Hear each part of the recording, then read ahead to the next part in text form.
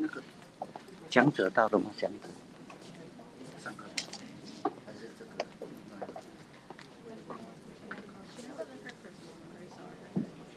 ？OK。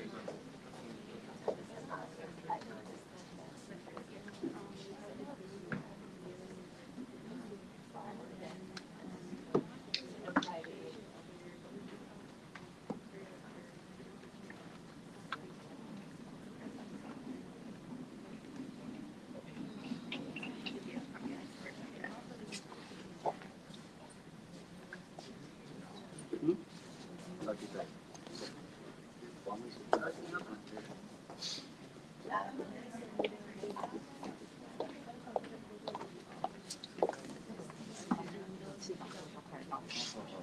讲者有的时候是讲者，讲者是那些还有看点看。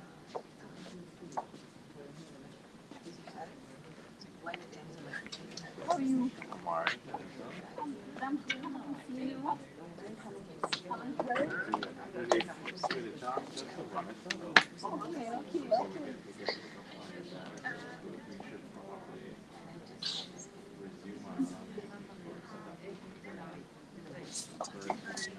Okay, okay.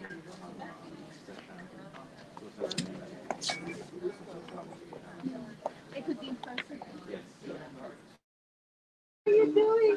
Good to see you. I want to get that right.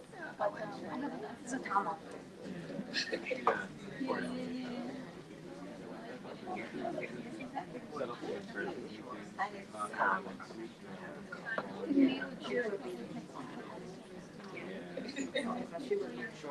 Yes. Good to see you. Good to see you.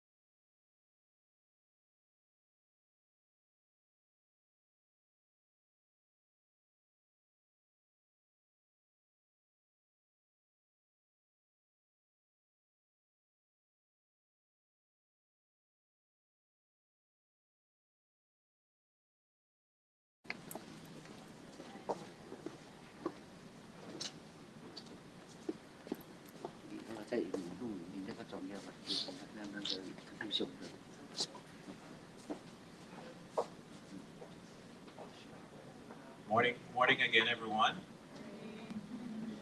All right, and welcome to all invited guests.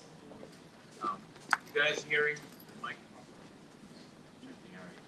So welcome all to this Women's Financial Inclusion workshop. I'd like to acknowledge delegates from the Republic of China, Taiwan, Mr. Ping Jen, Mr. Miguel Wang, and Ms. Daisy Wang. Getting into, I guess, the meat and matter behind the project and what we're doing. So we all know that there was significant global fallout associated with the COVID-19 pandemic. And the data is showing that our region, the Caribbean particularly, was affected more harshly than Latin America and other emerging markets. Our economies in the Caribbean tend to be tourism related, and all the restrictions on travel and movement, etc. Really, it's been said numerous times that significant impact increases in unemployment, underemployment, people pivoting, losing jobs, starting new businesses, etc. And the impacts, as usual, or as typically tends to happen with crises, tend to hit underserved and marginalized populations, and particularly women. And it is in response to this significant impact that has happened to women in the Caribbean, Latin America that the Republic of China, Taiwan designed this project, uh, technical assistance for women's employment, entrepreneurship, and financial inclusion, that has been rolled out, and it is under the aegis of this project that we are seeking to put together this workshop for you, all stakeholders in women, financial inclusion, and economic empowerment, um, and have a discussion about where we are and where we could head locally and regionally. Some of the challenges that we face, and it's the same across a lot of the landscapes. The first challenge I'll point out is data. You know, generally, when it comes to finance and financial intermediation, there's always a problem with accessing data about the quality and prospective users of financial services. And when we drill down, we try to drill down into women's financial inclusion and economic empowerment, there is very limited gender disaggregated data. So while we may find some data, we may not be able to tell male and female data, especially when it comes to accessing financial services, particularly credit products. There's structural, what I like to call structural challenges as well. A lack of financial products that are specifically tailored to the needs of more marginalized populations, marginalized communities, and women, youths as well. Other structural problems could be, like, for example, collateral requirements or legal requirements, or how complicated these financial contracts are that may serve as a disincentive to actually engage in the formal financial system. Another challenge, cultural norms. What are the typical gender roles that we see? Are women exposed to opportunities for economic empowerment as equally as men? And those are some of the challenges that we want to explore over the coming days. And the flip side of challenge and crisis is also opportunities. So what kind of opportunities exist for us as stakeholders in women's financial inclusion and economic empowerment to help to design for the outcomes that we'd like to see? What can we do in terms of national policy development? Is there a way that we could put in place policies and supporting legislation to actually drive towards the outcomes that we want, which would be greater financial inclusion for women and greater economic empowerment?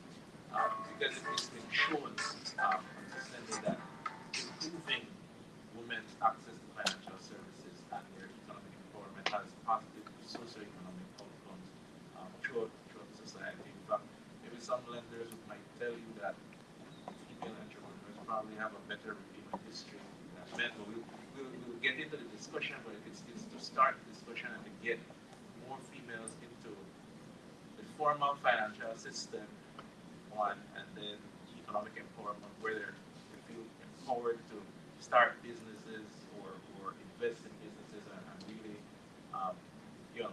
expand their level of inclusion in the formal system. We want to look at product and project development. So from financial capital for providers, we want to look at product development that's specifically tailored towards females and female entrepreneurs. We want to look at projects also from the public policy side that would support this scheme. And we also want to look at financial technology. It's a massive opportunity for financial technology to mobile wallets that are there to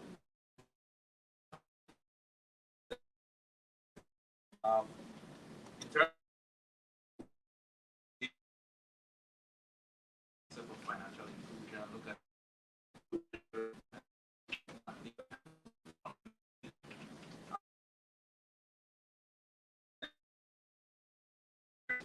financial inclusion from the supply side and the demand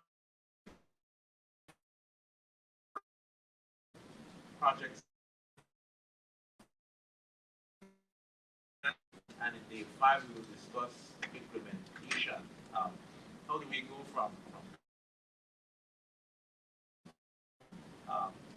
process to have the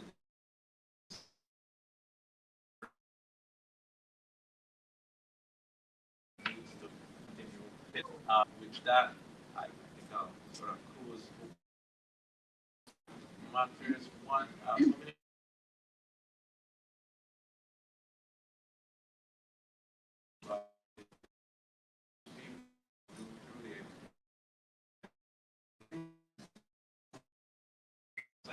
We'll have a plan.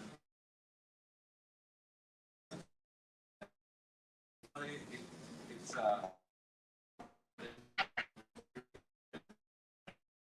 please ask questions. Thank you.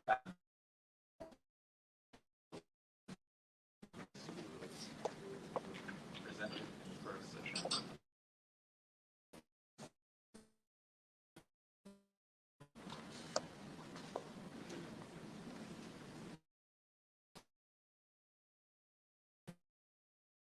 So, access, we have a little exercise here, a little quiz that we like you. It's just successful.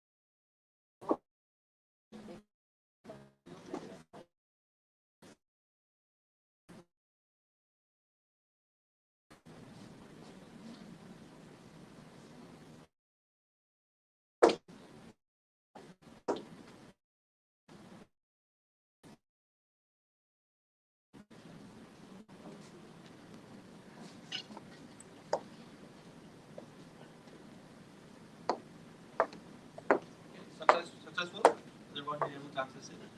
You could access it throughout the event, right? And then we'll go over some of the responses at the end of the event to see where we're at as a group in terms of our general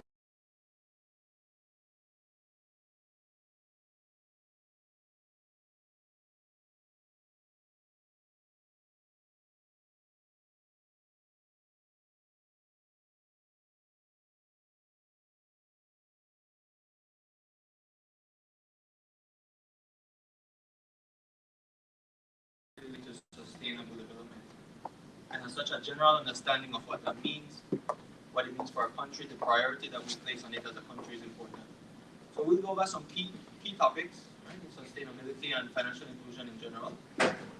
We'll also be going over some key statistics, just enough to keep you up at night and say, I don't believe that's true what one told me, right?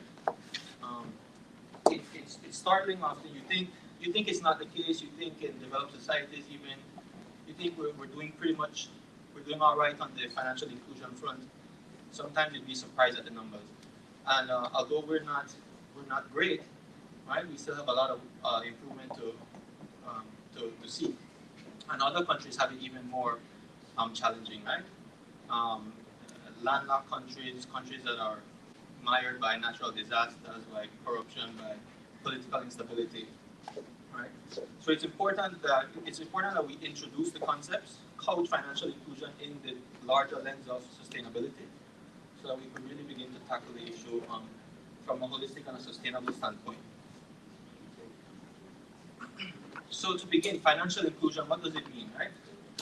It simply means that individuals and businesses have access to useful and affordable financial products and services that meet their needs, right? This is important, meeting their needs, right? We have entrepreneurs that need checking accounts with overdraft to be able to purchase supplies, right? We have youth that need access to a saving account so that they could get into the habit of saving for future expenses, right? And it has to be also delivered in a responsible and sustainable way, a way that doesn't exclude, a way that is participatory, that's clear, and that's beneficial for all. So what we have here is kind of the financial inclusion pyramid, right? You have the enabling environment at the bottom, which includes what Chris mentioned about social norms, right? We have gender roles in society that go a long way in affecting how we provide certain services and products to women and men, and to marginalized groups, such as people living in rural communities. We have infrastructure, right? That includes the technological infrastructure we have. Do people have access to smartphones? Is internet readily available? What's the price of a postpaid plan to access data? These things are important. And of course, education. What do we teach our children, our young children, and adults as well, in the form of continuing education about access to financial products, right? We often think about Wall Street, right, as the epitome of trading and financial markets. But there's a lot of education that went into building something like Wall Street. There's a lot of education that goes into teaching people how to think about investing, about how to partner, become equity partners, etc., how to grow. All right, so all these things are the foundation of the pyramid. Then we have three main components, which are access, quality, and usage. Access here, we talk about the physical access points and the delivery channels. Can I log on to my bank through an app? All right. Can I send a text message? Can I send a WhatsApp to my banker and say, I need this done, please look into it? Right? Is it easy to access our financial service providers? Quality. What's the affordability like? What's the suitability for our needs? Right? A financial product might be great for a large business, but when it comes to micro, small, medium enterprises, it actually comprises most of the businesses in Belize. You see a bottleneck, right? So it has to be suitable for the needs of the majority. Transparency, right? Are the rules transparent to all? Are they fairly, equitably applied? In terms of usage, again, this ties into Chris's point about the importance of data, right? What does customer activity look like? How are we engaging our customers? Are we finding greater success engaging them through social media or through traditional brick and mortar branches, right? Many countries have adopted totally branchless banks, right? Because they realize that the old way of going into the bank and having a little savings book, and that's time consuming. People don't have time, people are on the move, people are busy, right? So how do we measure usage, and how can we use the data that we collect to improve usage, right?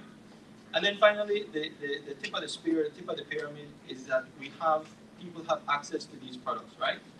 They're fair, they're affordable, they're suitable to the needs of the population. Any questions? Everyone hearing me? Wave up there. Okay. So let's begin. Let's also talk about sustainable development, because we can't talk about, sure. Sure, no problem.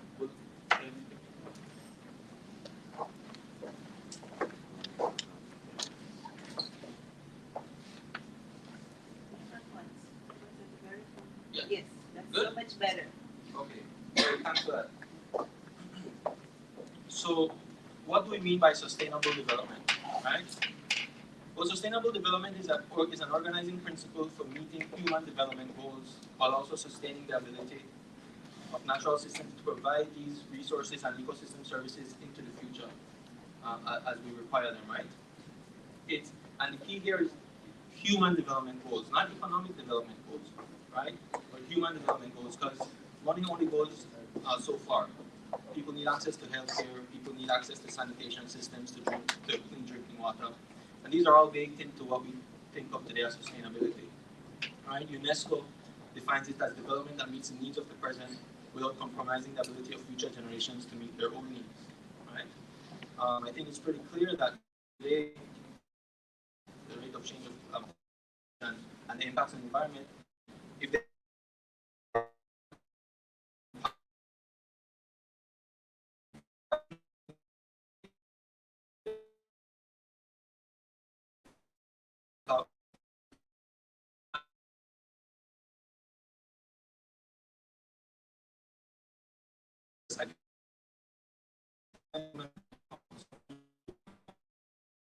income of women, and these things can only be measured if there is clear coordination.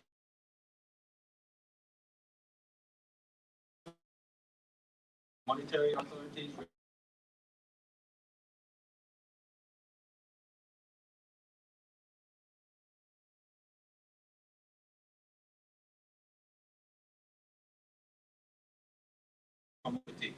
we need the capacity to adapt to shocks.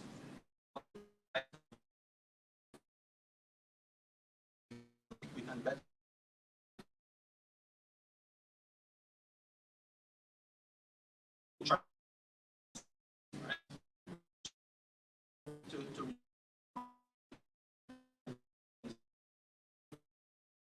to lens, a Maya lens. We need the capacity to link knowledge with action. Again, what do we do with this data, right? This data has to inform decision making. This data has to be powerful.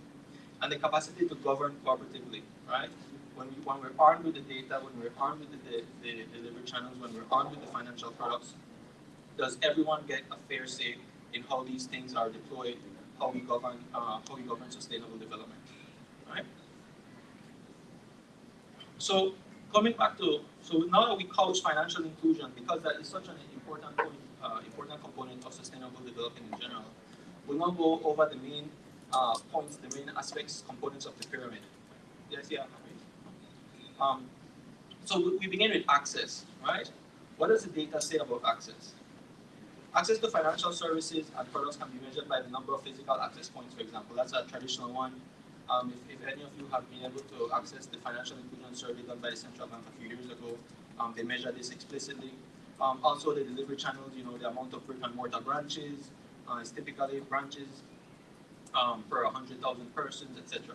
So what we have here on the left, the graph to the left, we have branches per 100,000 people, and the average across these countries listed here: Belize, Guatemala, Honduras, Jamaica, Mexico, Trinidad and Tobago, and the USA.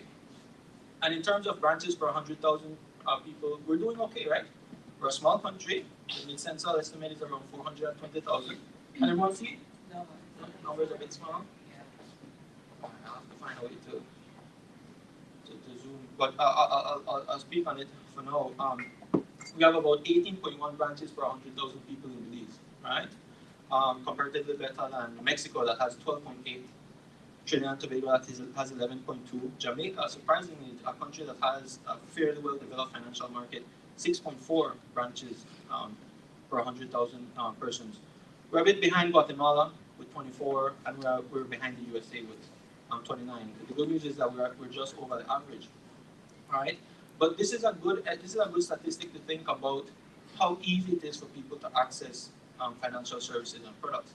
I, for example, went to Punta Gorda not too long ago, surprised to see that there was an Atlantic Bank branch, right? And that's something that if you wouldn't travel, you wouldn't know, and that's something that we take for granted, right?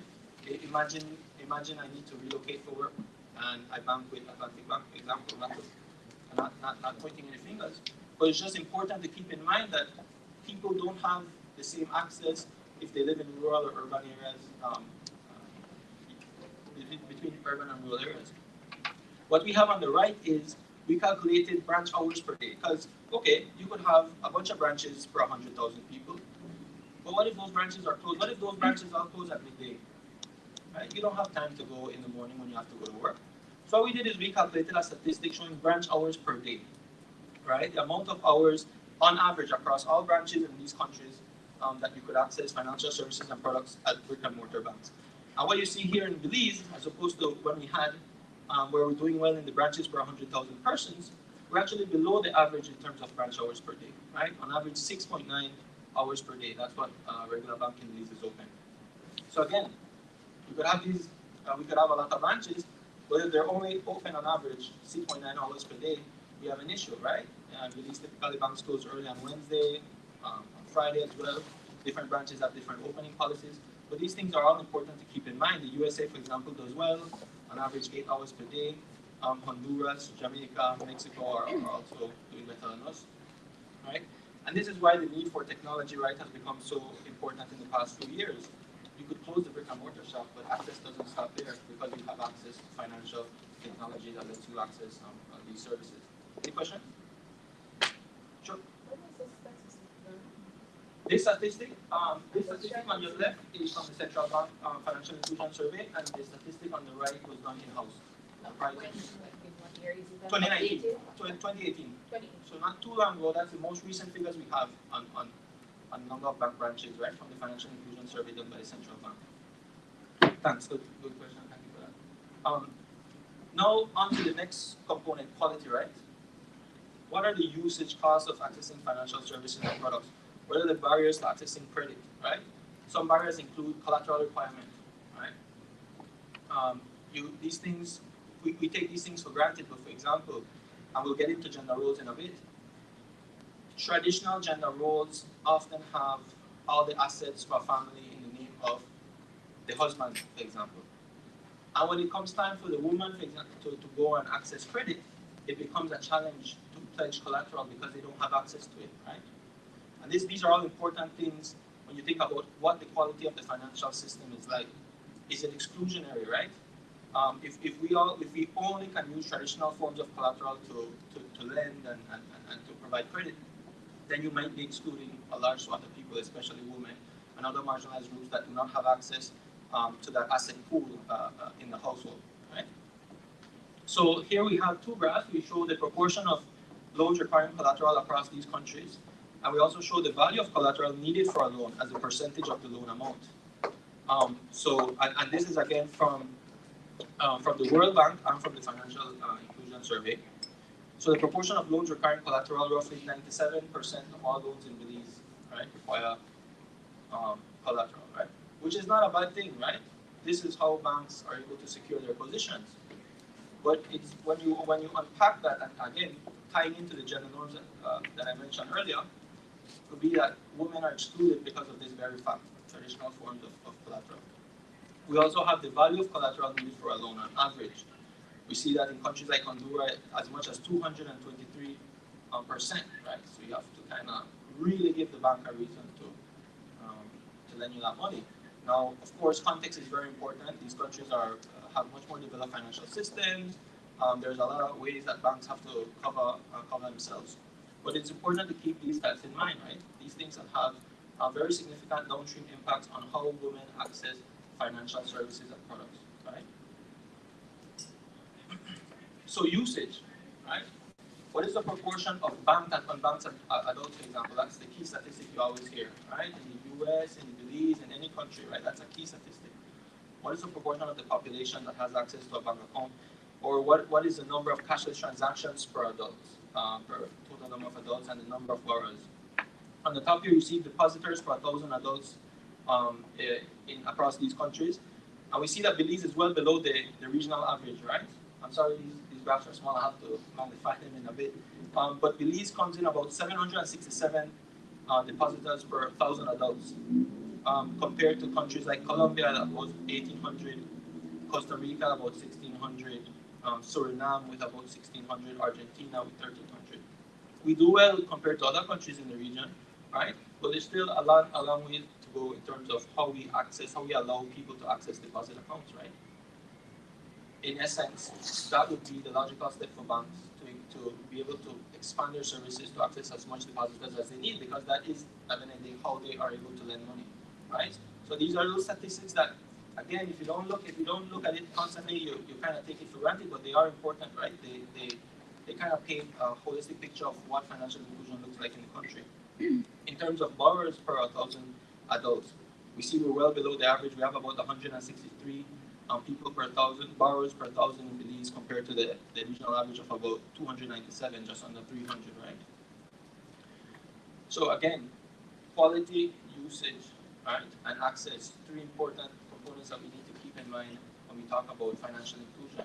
And you could have one, but you might not have the others. And not having the others might mean you can't take advantage of that one that's available. So it's important that these three components are kept in mind and delivered collectively, so that people can access, especially women and marginalized groups, can access financial products and services.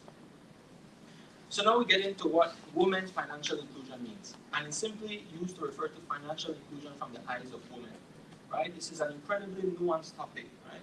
Some things that we wouldn't think impact the financial inclusion of women have, overweighted impact.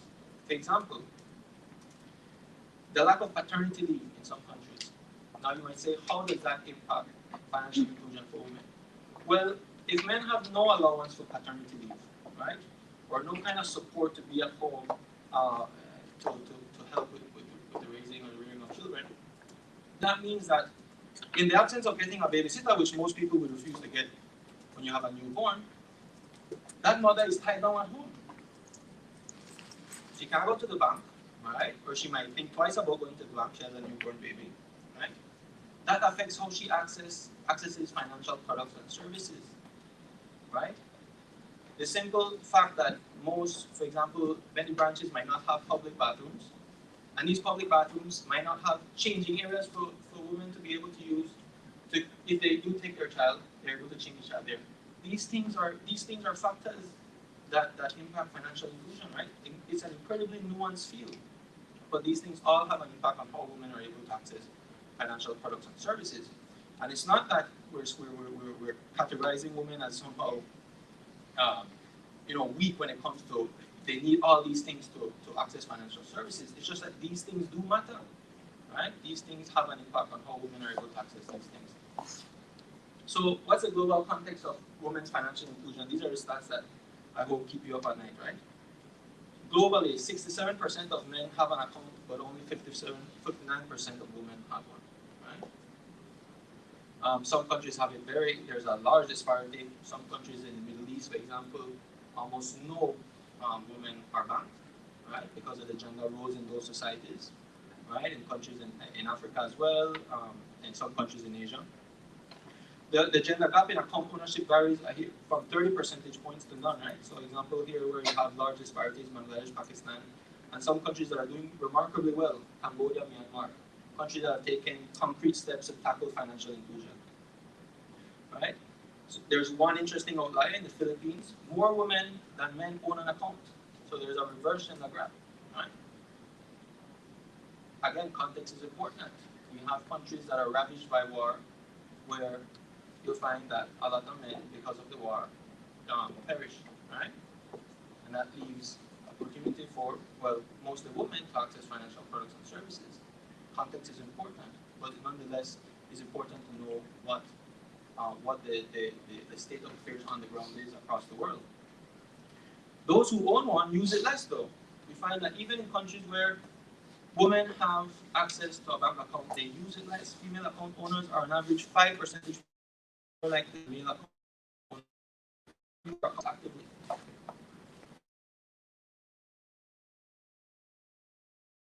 Could be playing an impact.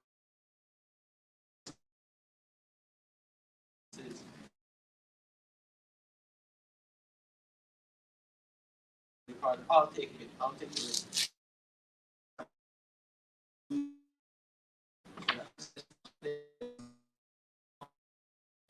History.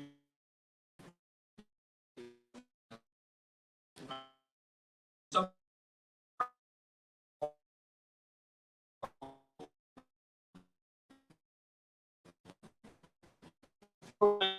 financial services, we found all this data here is from 5 percentage points like in development. You have spotty service service connectivity. Allow to own. You'll see that gap. There's hardly that as opposed to countries.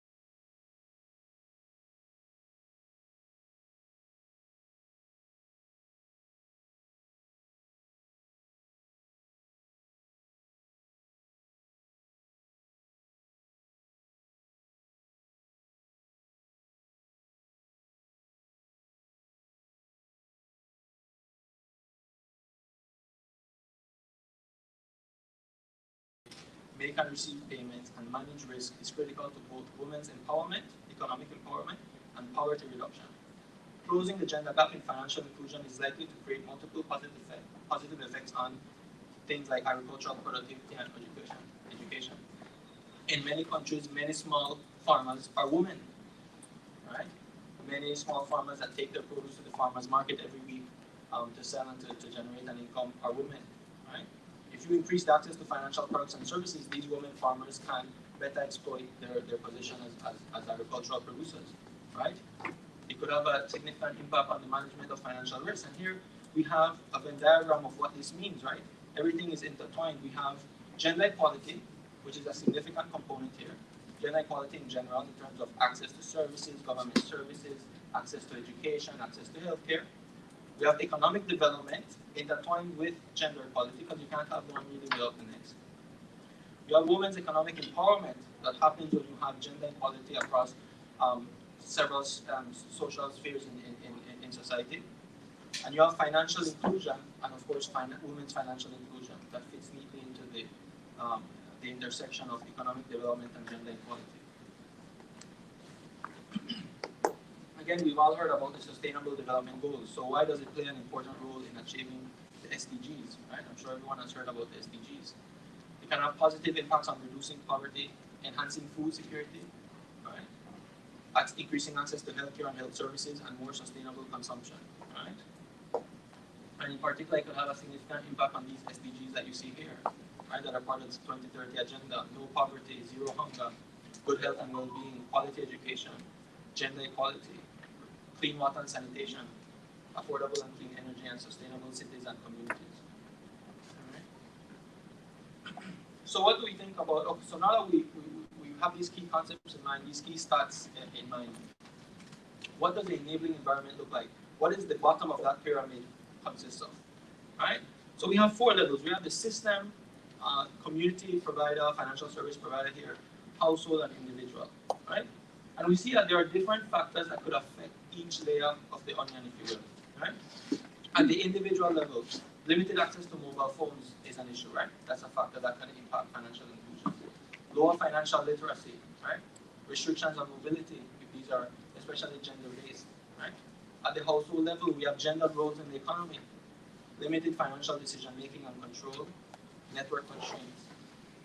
At the provider level, right, we have inappropriate product design. Again, these products may not be tailored to the needs of women. We have gender-blind marketing, which is an important thing, right? Market things a certain way, you might get greater receptiveness from men, but not women. You have limited trust and belief in women's business success.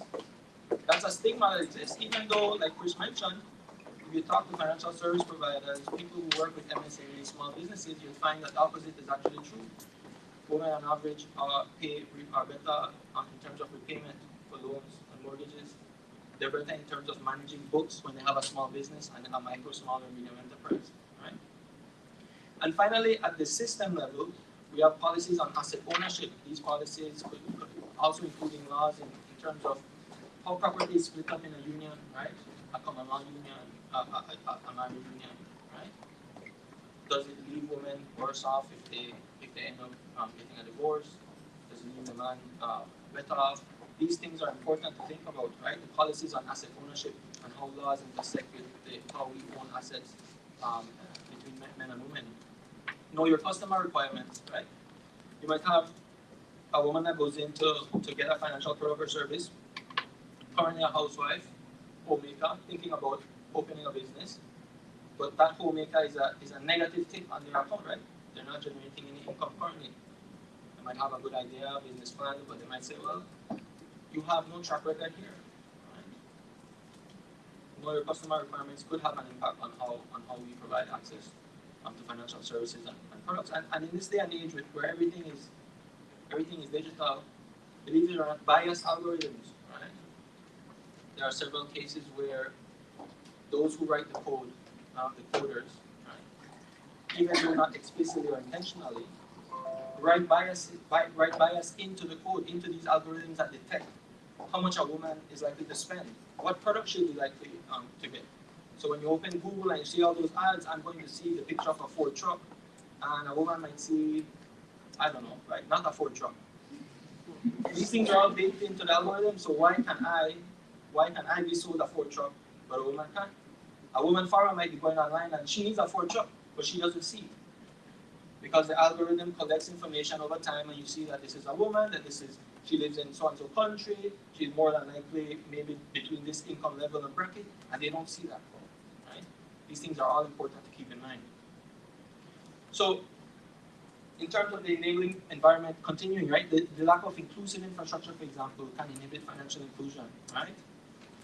A stat by the USAID, the USA 2011, a really interesting one. Women make up as many as 3/4 of disabled persons in low and middle income countries, 75%.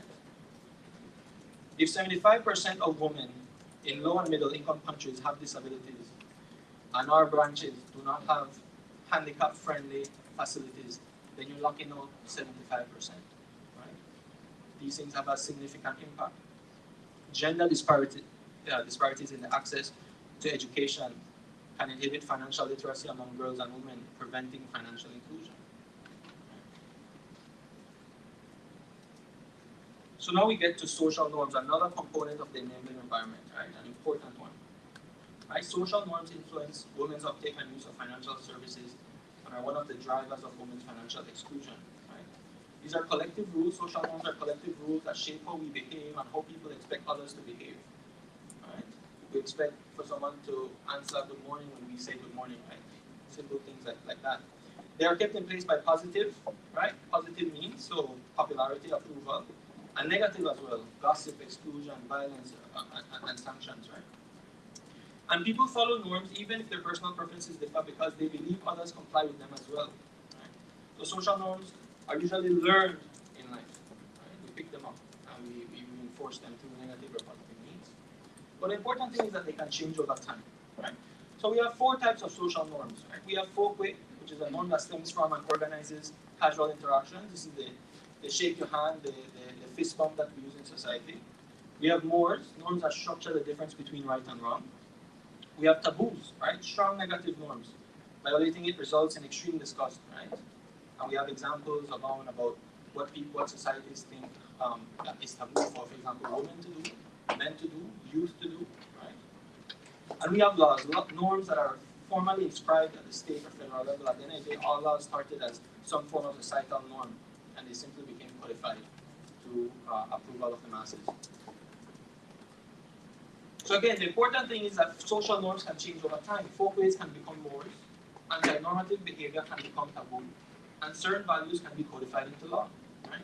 It is important to understand the state of social norms within any given society and the extent to which they are being observed and how they are perpetuated. So, for example, in some Middle Eastern countries where women have, where women are seen as maybe subservient to men, the gender roles there, right? Or the application of particular roles, because it might be that these things exist, but the application, the legal application, the societal application doesn't have an impact, right? Some norms over time may be relaxed, while others are upheld, and there may be some support for breaking certain norms as opposed to others, while other norms may be too difficult or complex to try and work around them. Right? So we have a lot of social norms that sometimes difficult to break. We're seeing it right now with the whole discussion on legalizing a certain controlled substance. Right? These things are hard to break in the leaves, right? Not to say that they can't be broken, but they're difficult. They require a lot of buy-in. And in that same fashion, we might have norms and things that we take for granted that really impact how women access financial services products, how women educate themselves, how women access personal health products, how women access healthcare that we keep in place, right? So an example of a relaxing norm, for example, this is a norm that is, again, sorry for the low visibility. Through the years, we see now women in STEM fields. That's a relaxing norm. It used to be something like women, back in the day, traditionally, women don't make good engineers. Women don't make good architects, mechanics. We see that changing. We see more and more women in STEM fields. We see more and more women in technology. We see more and more women coders, engineers, architects, builders, etc. Right? Women in combat sports. Think about it. 20 years ago, you couldn't put on the pay-per-view and see a woman in a combat sport. Right? These things have changed. These things have relaxed over time. Right? Unwanted norms. Right? Openness and desire to break a norm exists, but there's limited confidence in doing so. So, in many countries, the right of a woman to autonomy over reproductive decisions. Right? There's generally an openness and desire to break these norms, but they stick. They're sticky norms. Right? They stay in place. Misperceived norms, right? A norm strength is overestimated or underestimated by a target group and or influences. So misperceptions of peer food and beverage consumption norms. So we have norms where if you go to a party and you see your friend consuming alcohol, you're going to want to consume as well, right? Misperceived norms, we overestimate how much he or she is consuming or how much he or she is making. I need to make that much, right? And these norms stay in place, right? That's why often you hear the discussion centered around men being ultra competitive, and it's largely because of these misperceived norms. And say, but he's making that much need to make that much cost, right? These things have an impact. Target as no one is willing to break it, right? So, for example, in many research, these are incredibly so.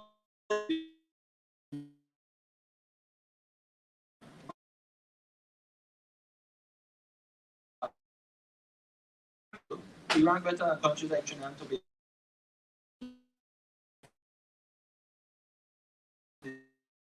For women in terms of pension access, marriage rights, property rights, or being able to become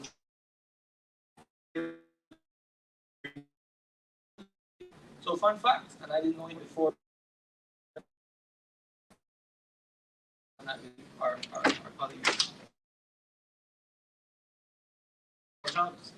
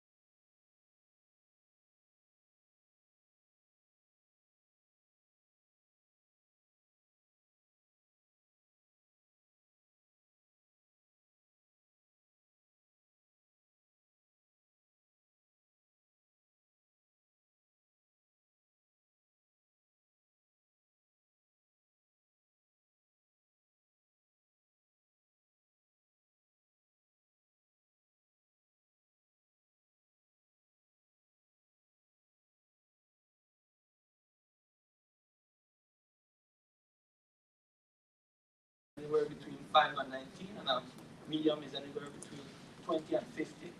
So we see that most of the entrepreneurs are women in the survey sample, at least, but they are most likely to be micro. And what does that often mean? It's just them, right?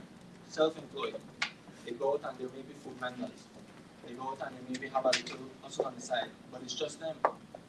For some reason, we don't see that expansion of women into what you call a small and a medium enterprise where you have employees, or you're largely managing a larger amount of assets, right?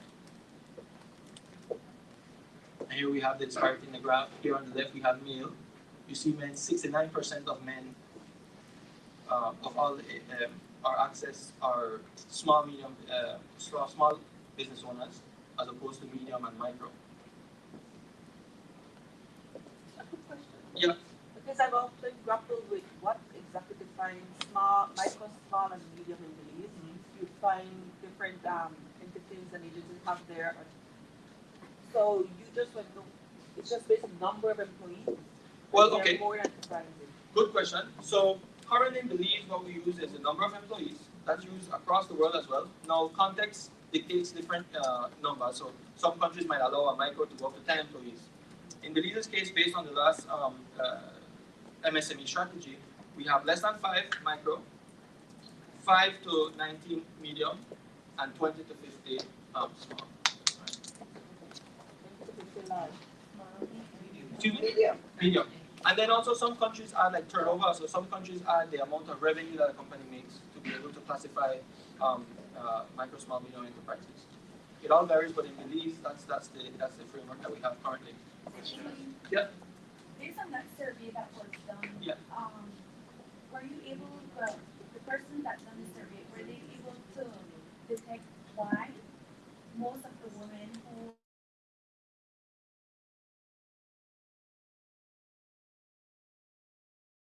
Good question. Not directly, but we do have some statistics that will show later on in the presentation that show that actually there's a gender disparity between the women in the sample in accessing financial products and services, which may be a reason why we have them primarily in the micro sector. Yeah, I guess that was the line I was. Yeah, that was a great question. It wasn't asked directly, but we do have data that could kind of speak to that. We kind of could infer that there are obstacles in place that might lead to this disparity. Yeah, well, my question follow-up to that was, were there any data collection that assess women moving from being self-employed towards employing more persons, moving towards small enterprises? Were there any data to show the progression of those businesses? No, not directly. A good question, but again, that's in line with the data that we need to collect. That's the kind of thing we want to start doing as a society now, to see how much women started as a micro and ended up being a medium, right? Ended up just themselves, 2 employees, and ended up having 50, right? Or even large, more than 50 employees. That's a great question. Thank you for that. Any other questions? So the lack of financial inclusion can also drive informality. This is a big issue in developing countries like Belize, right? Informality, where we have a large sector of the economy that is informal, right? That means lost tax revenues. That means generally these are women and men operating in the informal economy that have no legal recourse, right? If you're operating in the informal sector, then when you get cheated out by a supplier or you're unfairly treated by someone, you kind of can't go to the police or report it because they'll say, well, you're operating informally, you're not registered, etc. These things can all have an impact. So in the survey, we found that almost 1/3 of unbanked women owners were not tax compliant, right? They were not registered to business tax. And notably, non-compliance was also high among banked women, indicating that there could be obstacles to formalization for women. So this is speaking to your point, right? There could be this lack of maybe the campaign, the awareness campaign, in terms of being regularizing tax registration is not well suited for women, for example. Maybe that women are not signing up. Could also be that gender roles prevent women from signing up because from the beginning they're told, no, don't own a business, I'll own the business. And then we have this disparity in terms of informality. So we see here on the left, we see registered businesses who are banked for female SMEs. So 24.7% of female-owned MSMEs that are banked are registered, whereas close to 30% are not. And when you talk about unbanked, only 3.4% of unbanked women are registered. So not only do they don't have a bank account, right, but they're also not registered. They're liable. Yes? Is there a linkage between the you mentioned registration for business tax and the bank? When you're going, for example, you're going for a loan, I'm Well, trying to great. think that there's no linkage between if this person is a registered taxpayer or if they have a certificate in good standing as such with the tax department. That's a great question. And most banks, I'll go out on a limb and say all banks in Belize, if you want to get a corporate loan, a commercial loan, you have to prove that you're registered, that you're tax compliant, and that your business is registered. So if we have a majority of women in the informal market that not registered with business tax, not registered as a company, then that means by default they can access financial products and services. That's a great question, right? And that's a clear linkage where we see gender roles might be, gender norms might be affecting how women perceive registration, right? And then accessing financial products and services. We could never lose sight of the fact that as well, a lot of women entrepreneurs in Belize are immigrants. They might be hesitant to register because their immigration status might not be finalized, right, or regularized. So they're not registered, and then, well, by default, they can't go in. And even if they have a great business idea, they can't go and say, look, I want to borrow $10,000 to expand my business. Well, you need to do this. Well, doing that means I have to expose my immigration status. So that's a great question, and thank you for that. A really good question, right? As opposed to when we look at male, this is male-owned MSMEs. 46.6% of all male-owned MSMEs in that sample survey were registered, right, and banked, as opposed to only 21.4% of male-owned MSMEs that were unbanked were not registered, right? So you see the opposite, right? Yeah, they're on average more likely to be registered and more likely to be banked. And if we follow that causal linkage, they're probably more likely to access financial loans, right? Because they have all the required documentation and paperwork, right? So again, these social norms influence attitudes towards financial products and services, financial literacy, and financial independence, right? So we have negative attitudes that you might find women have lower confidence than men in their financial knowledge and skills, which keeps them back from accessing financial products and services, from taking on risk. Or it could be that women and girls appear to be less interested in financial issues than men. Again, social norms is what we perceive, what we perpetuate it, right? But we also have positive attitudes, for example, that women may likely be aware of their lack of financial knowledge and seek to remedy that knowledge deficiency. Or that men are more likely to be overconfident in their financial skills, and hence maybe more likely than not default, more likely than not be successful in their business ventures, as opposed to women who are more astute maybe at making financial decisions and business decisions. And we might have social norms that women are more risk averse than men, right? Which is attractive for a bank, right? If we have financial products and services that were tailored to women, then that is an attractive viewpoint. A woman might be a little bit more risk averse, more careful, right? So what does the data show us on that? And this is speaking to your question directly, right? The survey, we also asked women and men, business owners, what's your confidence in approaching banks to get a loan, right? Do you feel capacitated to walk into a bank and say, and list out your business idea, your business goals, everything to get a loan? And we found that 54% of women are confident, right? A little bit lower than men, who had 64% of men saying they're confident, but more than half.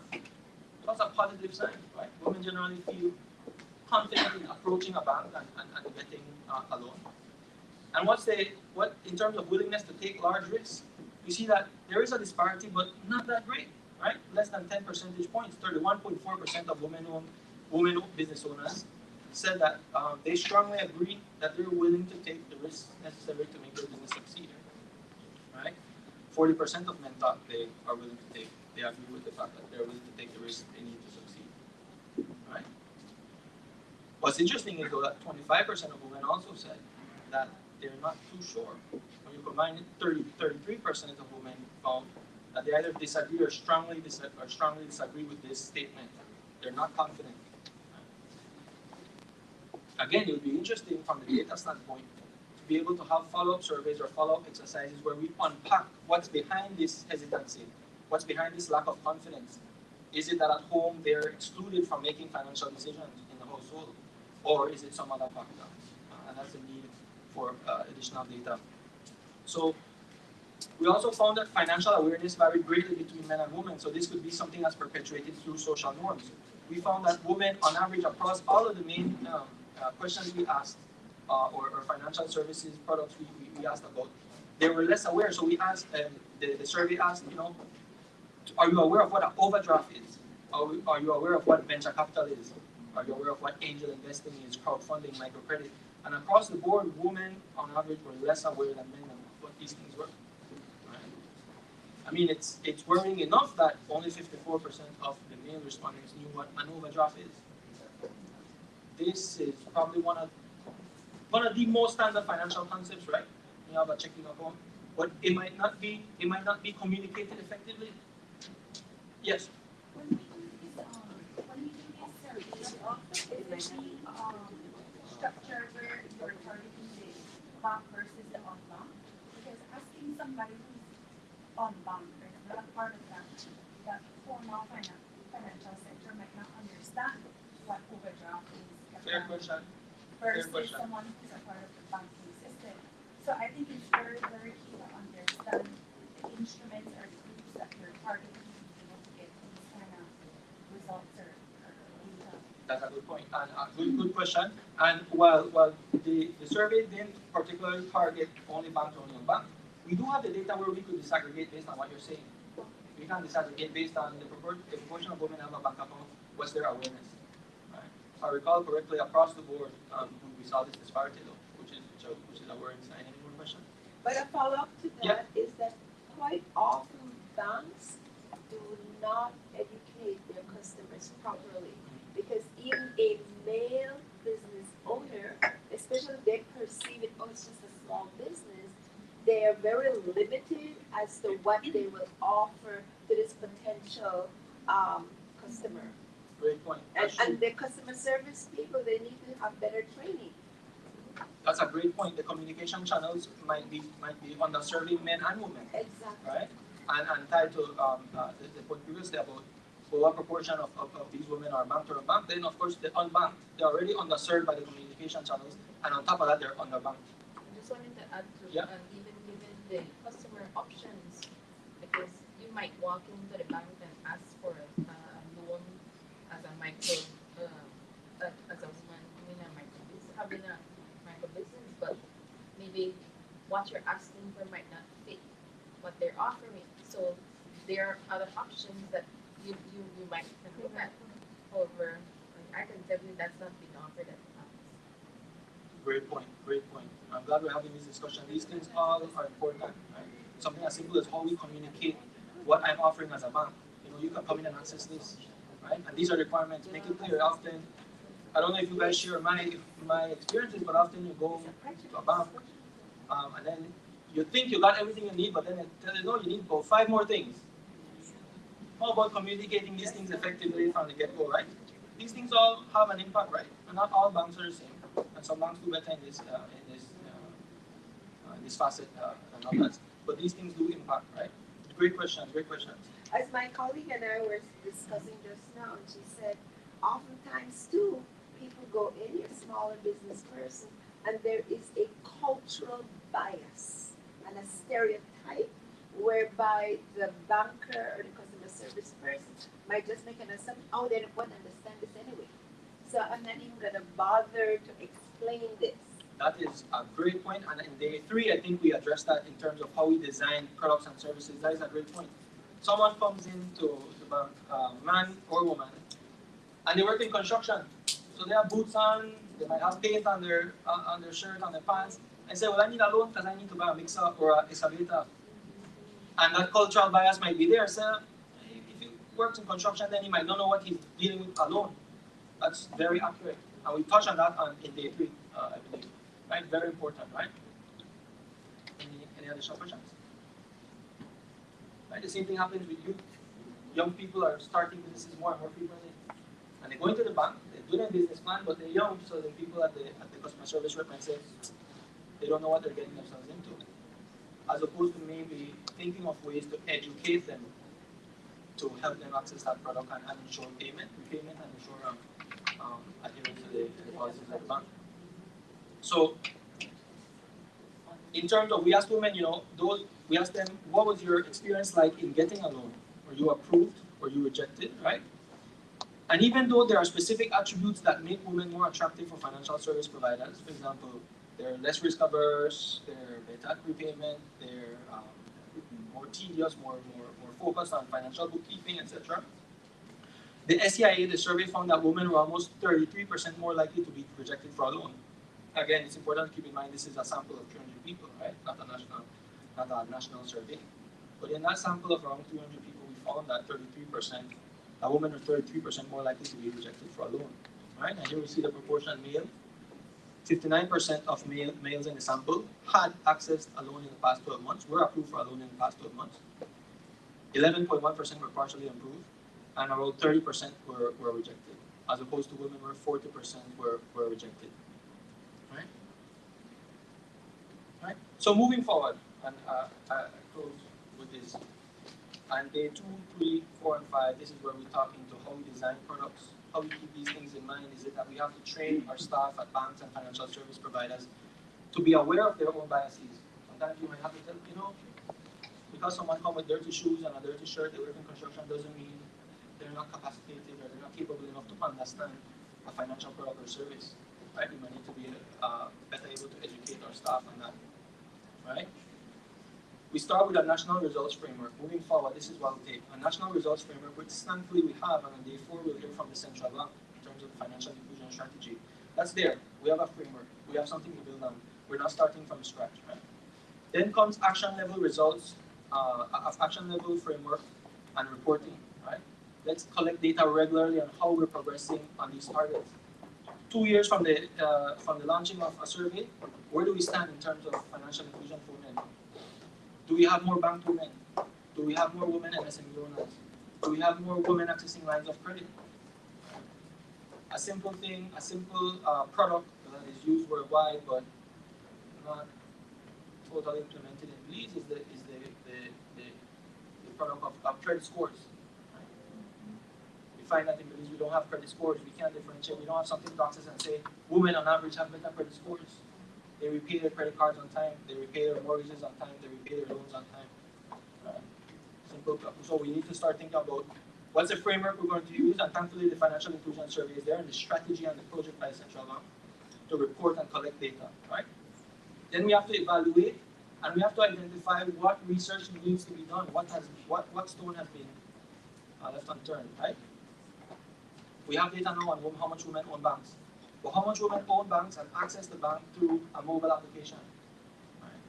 How many women are sending money through a mobile application? How many women are using cashless transactions when they go to the store? Right? Because these things could paint a picture of what's happening in general. Right? And then finally, the data infrastructure. This is important. Chris touched on this, and we'll never get tired of saying this throughout the workshop. The data. And not only the data, but sharing the data.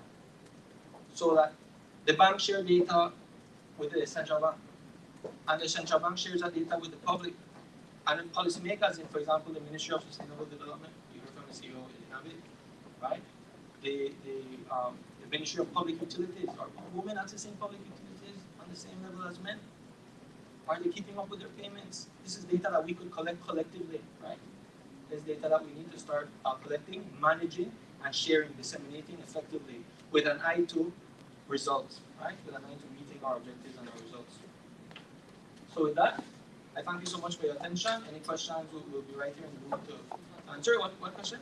Oh yeah, I was just thinking about the loan and accessibility to people, especially in rural areas. Yeah. When I think about financial, when I think about financial inclusion, I'm just not thinking about just a specific loan. So what type of loans were looked at in the research? Was it just for businesses? Business loan. Okay, yeah. Because I know, especially women, they like to when they want to further their education, go for a student loan, right? Mm-hmm. But I know a specific financial institution, they ask that you have collateral for the amount that you want to borrow. So let's say I want to get a master's degree, and I need $50,000. I need to borrow $50,000 loan. I have to have assets that's equivalent to $50,000. But let's say I'm from a rural area and I'm impoverished. I don't have the facilities nowadays, assets. Hence the reason I need a loan. But that is an area that needs to be looked at, and for financial institutions, they need to assess those policies better to include women who want to further their studies and especially people from rural areas. That's a great point, and that would be a great exercise to do in the future. Unfortunately, for this survey was done is just simply focusing on commercial loans for micro, small, medium enterprise owners, but that's a great example, right? We might need a survey on how helpful are financial products and services in Belize for women and men in accessing education, accessing healthcare. Sometimes people have to take loans to get a surgery that they need, and a man might be more likely to secure that funding, that financing to get the surgery he needs, but a woman may not. Maybe because they're in rural areas. Maybe because they themselves are, when we think about the single parent household, they're the only one keeping that family together. They need that surgery to be able to keep that family together, but they can't access the funding to get that surgery. So that's a great question, right? That would be great to follow up with surveys and actual data on that in Belize. Thank you for that. Any other questions, comments, concerns?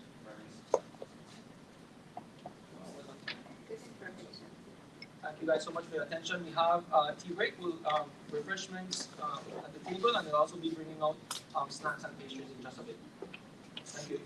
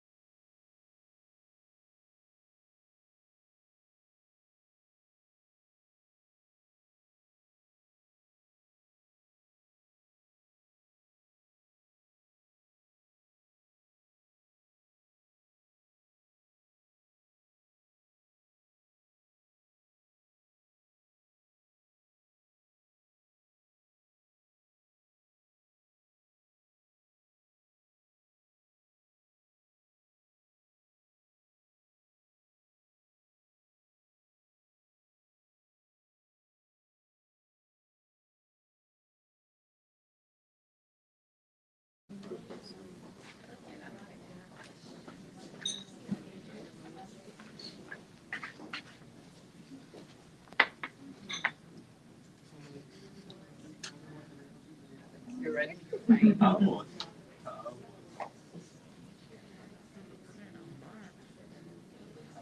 Yeah. Can it maybe go at the end there?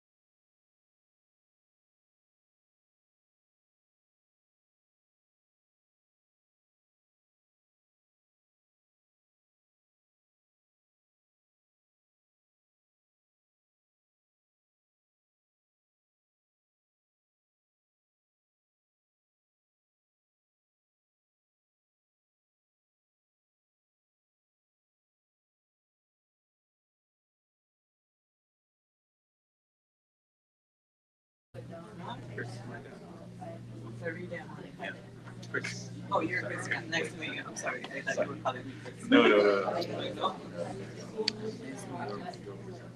Come on. And you are Murdo?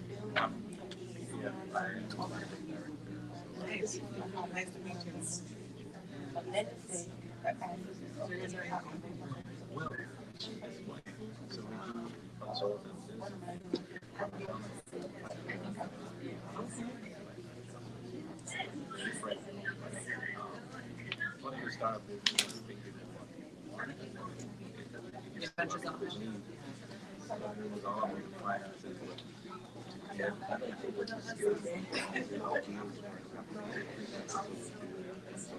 Right.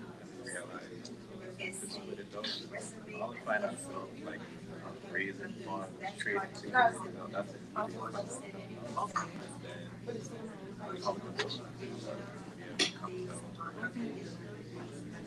You know, we're constantly looking for firms.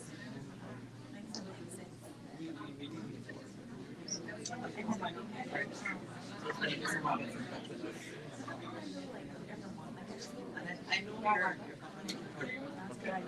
I think she probably. No, but mine is insured for 27.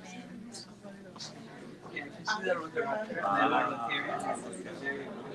The Rotaract.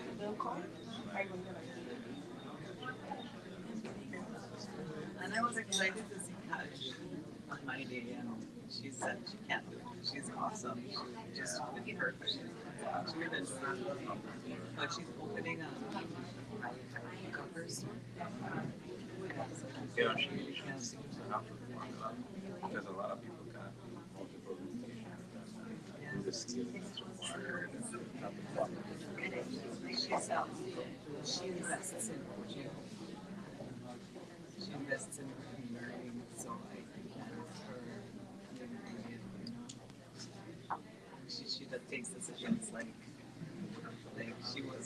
during COVID, she had this San Ignacio store and she just closed it. It's not working out. She just closed it from one day to the other. And so those are the decisions that make her dynamic. Yeah.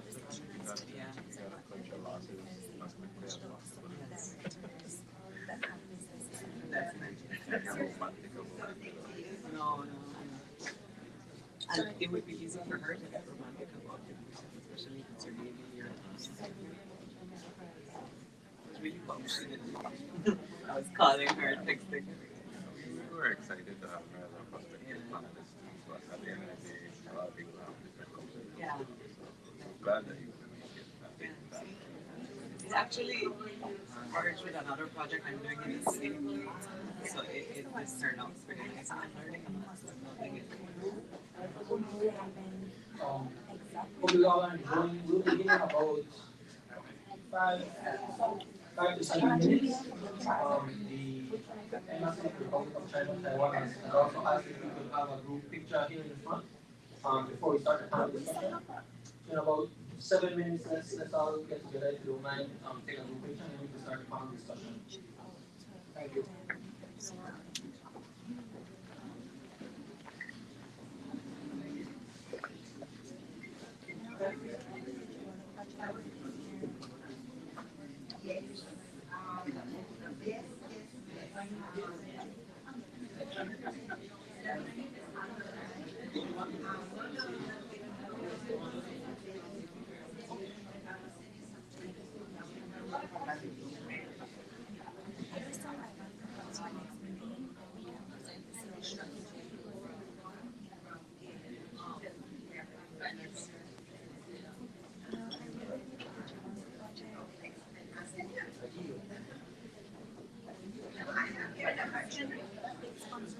I should have it done, and then I put it in. You have it done, but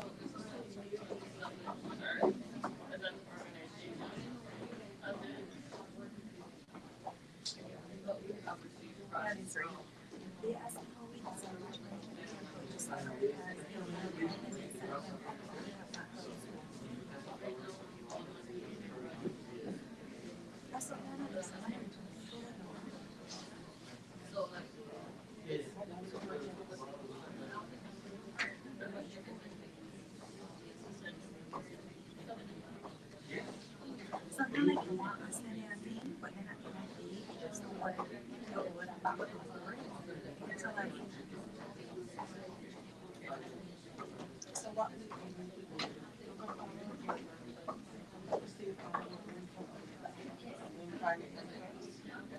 want you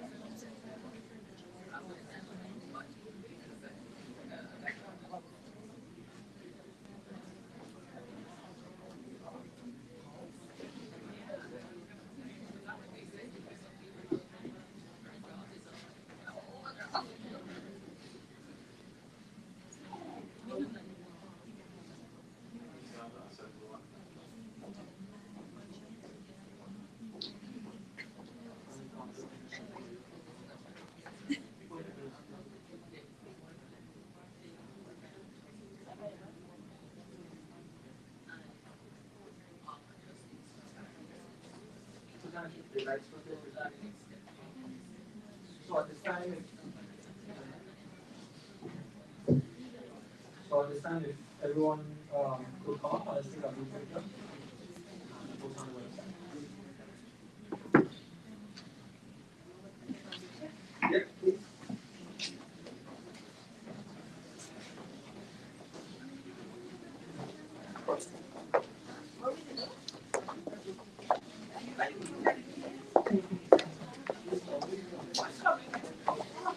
She's just giving me a hard time. You have a picture, Ranger?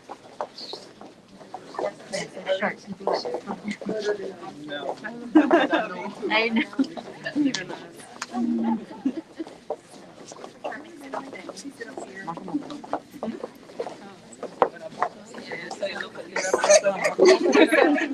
Oh, sit.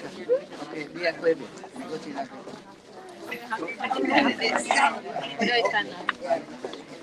Oh, I'll be in the picture.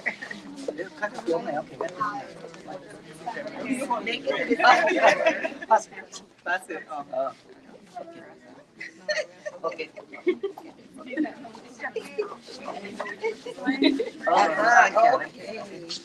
I can't. You have a job. You have a job. Okay. Is it centered?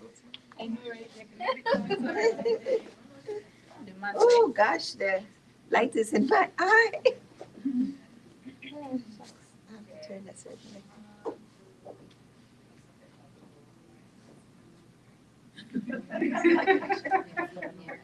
She's frozen smile. You turn that light off.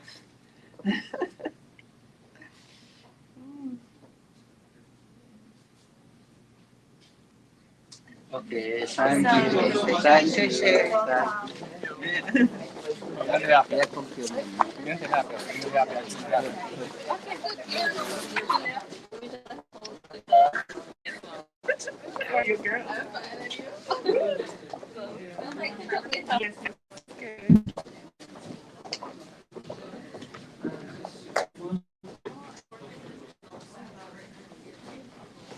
One more request. We'll just be passing around to everyone to introduce themselves. So that everyone can introduce themselves. It's promising to see that it's only women in the room. That's great for our Women's Financial Inclusion Workshop. And we'd like to hear your organization, just a quick introduction for everyone to get an idea of who everyone is and to facilitate networking as we move throughout the next few days. Thank you.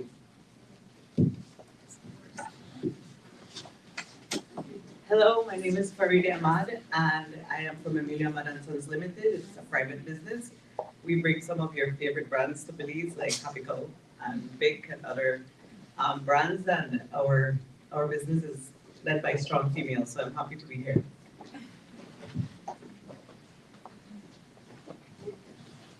Hi, hello, good morning everyone. My name is Sheena Kaz. I am a student at the University of Belize and as well as an employee at the company.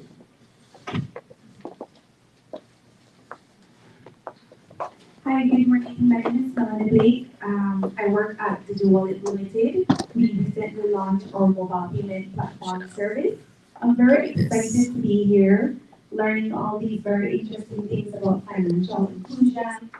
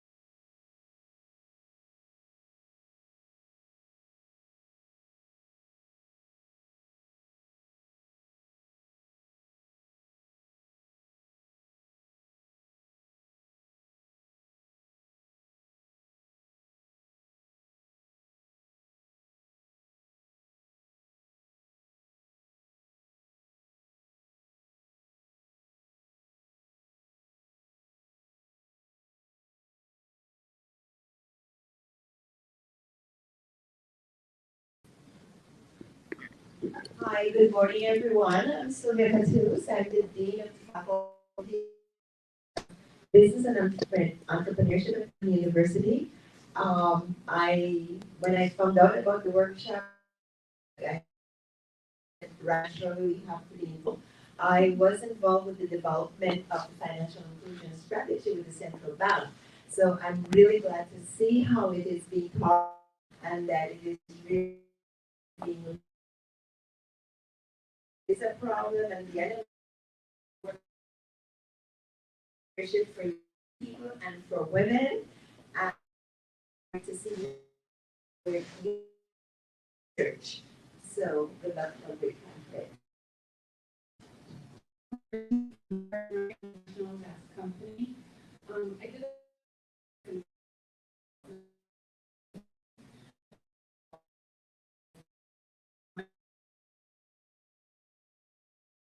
what they're doing to get more women involved. So I look forward to finding out.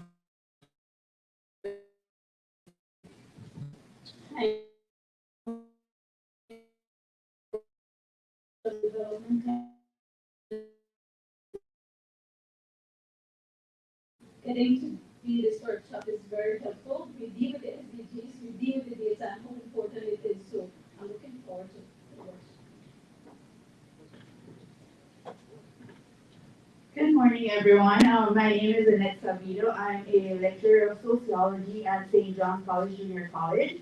The main reason why I'm here is because, as I said, I teach sociology, and this is one of the main issues and topics that we have been talking about, especially the disparity between both genders. So this discussion is something that needs to be included, especially at that stage, because considering that these are people who are going to be entering the workforce, are going to be accessing these resources, it's important for them to also be involved in the dialogue. So I decided to participate so that I could have that knowledge in order to not only talk about theory, but talk about application in terms of what's happening right now in our Belizean climate. So one of the main reasons I'm here, I did see a lot of connection between what our discussion today and what we've been teaching on SJCJC.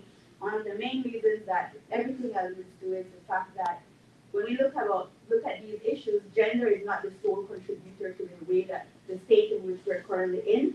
And there's a particular concept known as intersectionality, where you're looking at not only gender, but class, physical ability, social status, all these things, even culture, like I mentioned, all of these. It was discussed in the presentation, so I think it's important. Another step is to include all the different institutions, especially education, because that creates the enabling environment to use the context. So something interesting, and I'm glad that it's going to be streamed so that later on everyone can have access to it. So again, my name is Annette Savido. Hi, good morning, everyone. My name is Krista Cruz, and I'm representing the Belize Chamber of Commerce and Industry. Good morning, everyone. My name is Jula Arzu, and I'm here representing Heritage Education Network Belize. It's not an organization as yet, but we're working towards it. We're just trying to highlight pretty much all things Belizean, our culture, our tangible and intangible heritage, culture, and creative industries. So just think holistically. Good morning, everyone. My name is Jacqueline Taiwan, and I'm from the Belize Philippine League. We are the umbrella organization for the Philippines in Belize, and we provide support services, advocacy, and consultation to our members who are Philippines. And so financial inclusion is very important to us, not only on a gender, but also for looking at ways that how to provide service to the underbanked. And so these opportunities create areas where we can network and collaborate with other institutions and stakeholders in designing and creating packages that will be beneficial to those people. Thank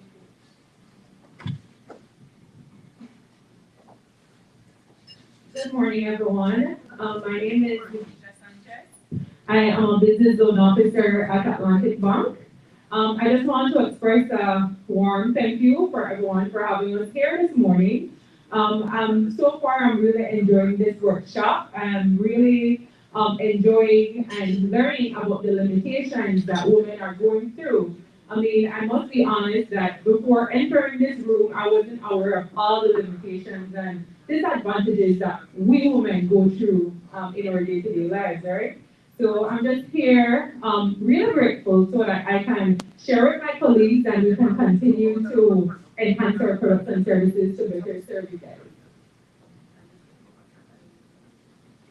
Good morning, everyone. My name is Davina Griffith. I'm also a business relationship officer with Atlantic Bank. Good morning, everyone. My name is Laura Raymond. I'm also with Atlantic Bank. I am the manager to the MSME sector of the bank. As some of you might know and some may not know, Atlantic Bank has always been in support of micro, small, and medium enterprises. But this year we have taken a focus on really looking for, right? Now, I've heard everything that you said in here, and I wanted to say something. You know what I said? There will be a time for it. So Atlantic Bank is out looking for people involved in entrepreneurs. We have $40 million which we are lending out. We have heard all the limitations, right? Just wanted to know that we are working with you guys. We have very flexible terms, right?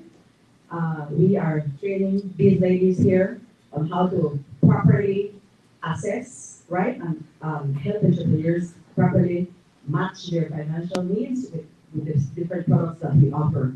I was listening to this young lady here speaking about the rural areas.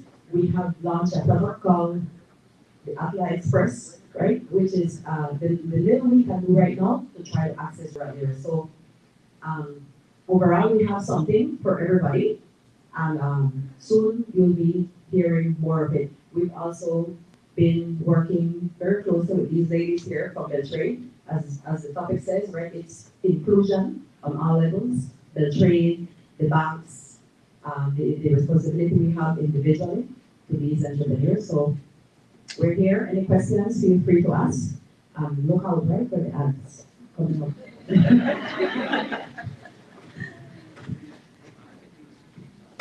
Good morning, my name is Debbie Alfaro. I'm the Senior Project Officer at Beltrade. Hi, good morning. My name is Monique Usher. I'm the manager of the Small Business Development Center, SBC Belize. It's a unit of Beltrade. And we offer two core services. The first being business advisor services. So for those persons who are aspiring or existing entrepreneurs, business owners, we provide free consultations to support your business in either starting, improving, expanding your operations. The second line of support that we provide is capacity building through our annual training calendar. That training that we offer is rolled out throughout the country. We work with partners, and part of our success is because of the partnerships that we've been able to nurture throughout our existence.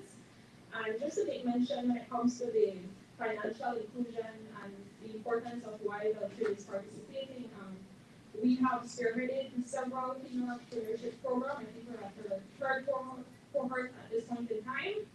And that flagship program looks at building capacities for women who are in business. It not only focuses on the women, the technical part to building their capacity, but empowering them, boosting their confidence. We work with Women's Commission with providing them information to accelerate their business and boost their confidence with delivering their product or service that they're offering to the market. Through that flagship program, we've been able to host a She Mentors event, which basically looks at having a space for women to come, convene, discuss, dialogue, and connect.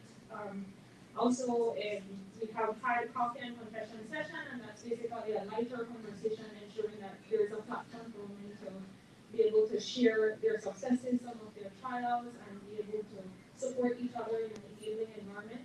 It's a beautiful thing to be here today because I'm seeing the entrepreneurial ecosystem very much alive, and I do see synergies that can continue to be nurtured. So we're pretty much excited to be a part of today's session and the continuation of the workshop. Hi, good morning, everyone. My name is Alexa Peralta. I'm the Director of the E-Governance and Digitalization Unit under the Ministry of Public Utilities, Energy, Logistics, and E-Governance. I basically like to say we're the architects, the coordinators in trying to take the country forward, not just the government, but the country forward in being able to better utilize digital technologies. While we do not zoom in into the financial sector, the key aspect for me here today is the word inclusion. And how can we begin to utilize digital technologies to address the challenges that are being faced, not just by women, but by youth, by women in rural areas, by even women in the urban areas. And how can we ensure that we promote and address this concern of inclusion, and how the access to internet, access to data, access to mobile phone, how do these limitations also limit women in being able to access finances? We heard the presenter earlier speak even about software development and how do we design a software that is tailored for your customer. And it's something that's new and different, I must say, when it comes to the government, and really looking at how government tailors its products and tailors its services. I know we've spoken a lot about how private sector tailors, but I'm interested and looking forward to hearing some of the ideas from you as well, and how government plays its role in tailoring specific services for women, and what role we play when it comes to driving inclusion.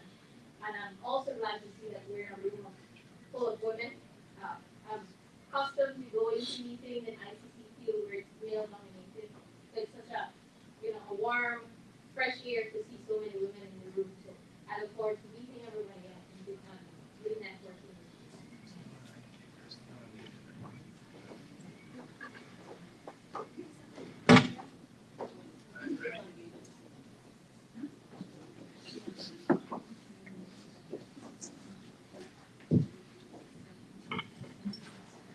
Hello everyone, good morning. My name is Daisy Wong. I'm working in the Taiwan Embassy in Belize, and I'm very, very happy and very honored to attend this session.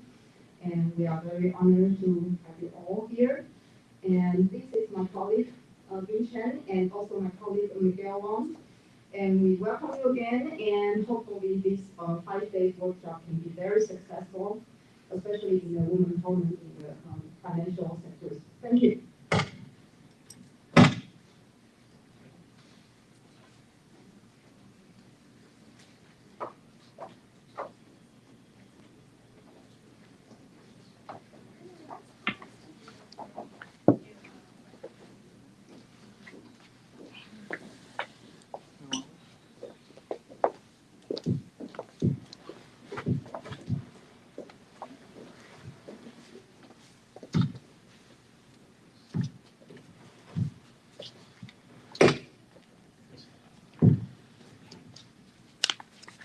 All right.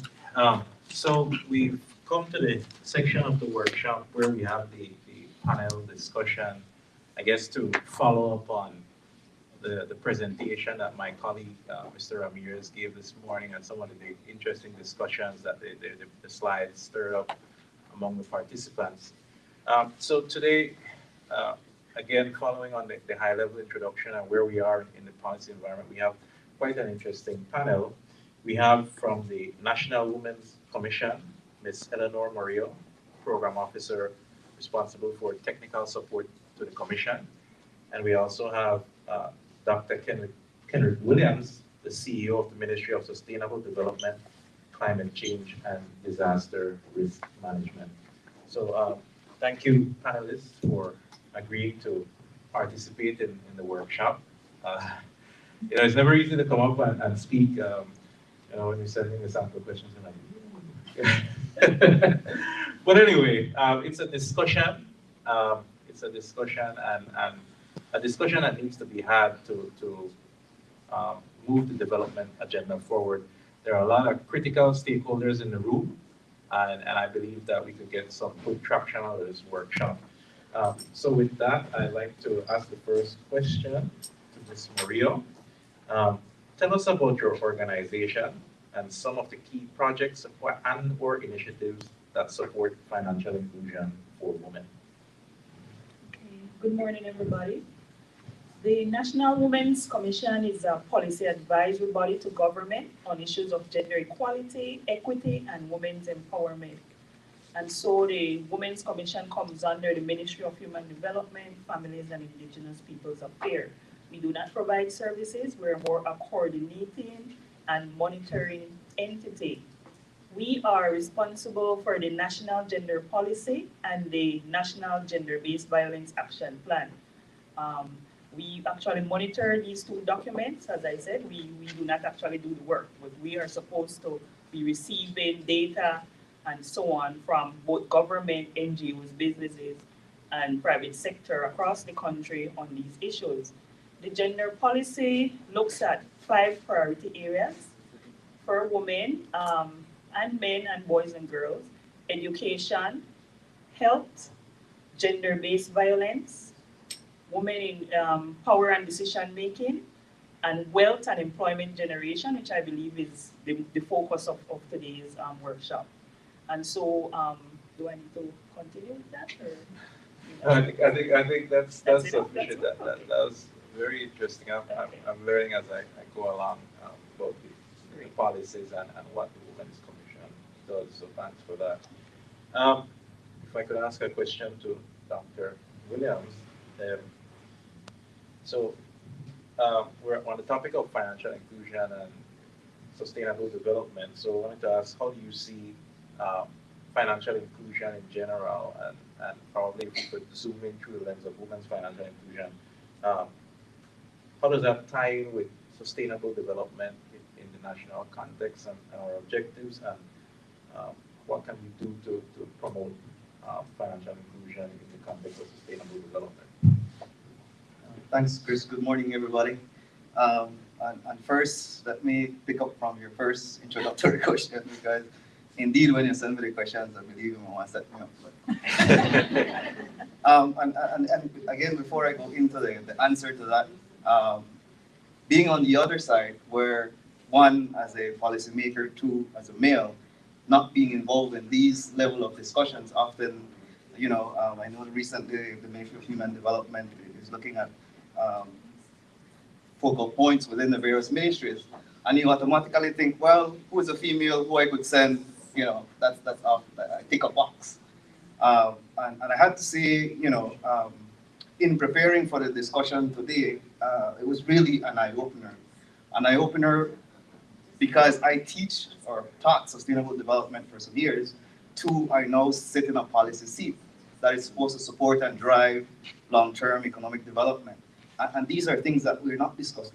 These are discussions at the higher level, at the policy level, that we don't think about, setting a long-term development strategy for Belize, or a medium-term development strategy for Belize, or even in the sectors. We're talking about other disturbances like climate change and impact on families. I mean, under my portfolio is also NEMO and some of these other departments. And indeed, that's not the discussion that we're having, and even at that broader level, even the awareness, even the impacts of these disturbances or natural disasters on these communities. And I have to say that simply being asked to participate in this event has been an eye-opener, has been refreshing, and I hope that the actions that come out of this really impacts policy, and then move to more action. Because we could come here and talk all we want, but if we don't have clear action that could, that we could operationalize these things, then we spent a lot of time having the discussion. Certainly, the first part of it is the discussion, right, and the sensitization. So I think this is a first good step. The fact that PPF Capital, in a financial sense, is leading this, then I think, again, that's a good start, because we need people, the non-traditional people, to be driving it. Women's Commission always have the discussion and they lead the discussion, then I think that sometimes people write it off, right? So that we're expanding the stakeholders who are involved in the discussion is good. And I know that's not your question, so you could ask me a question again. I will try to be brief. I love when you take the question and you answer the question that you wanted to answer. So I like that pivot. But if we could tie some of that into how financial inclusion ties in with the sustainable development agenda.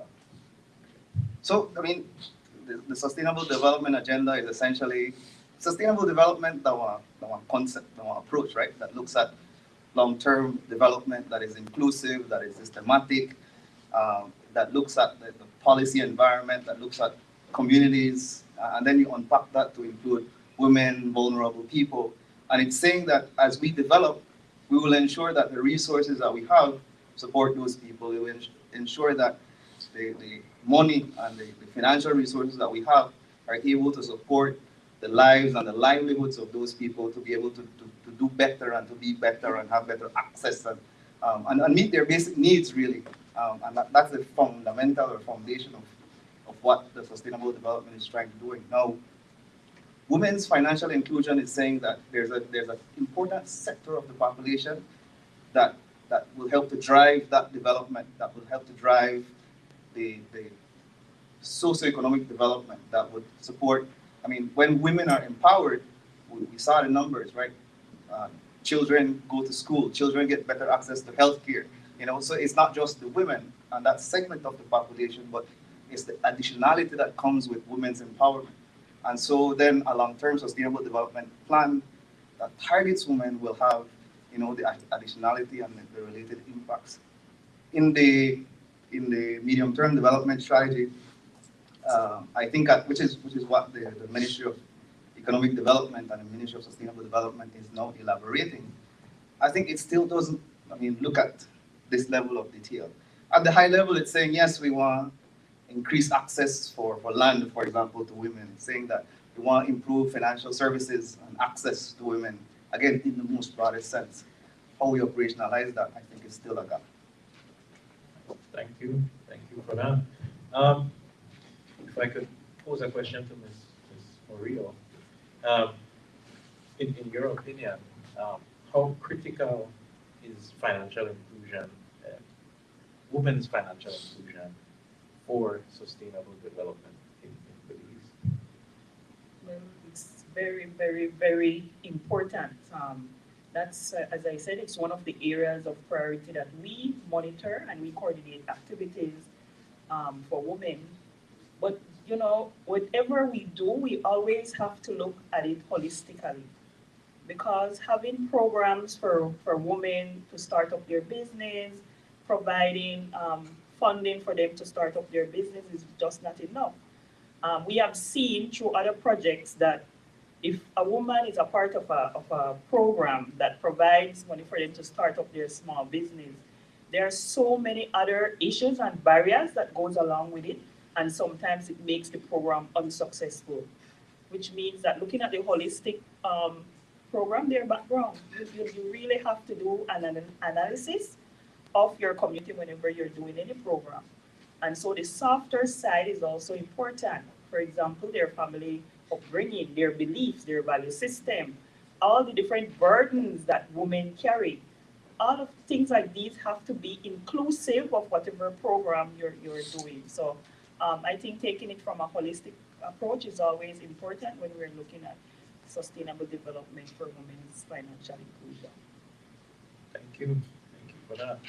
If I may, Dr. Williams, put you on the spot again.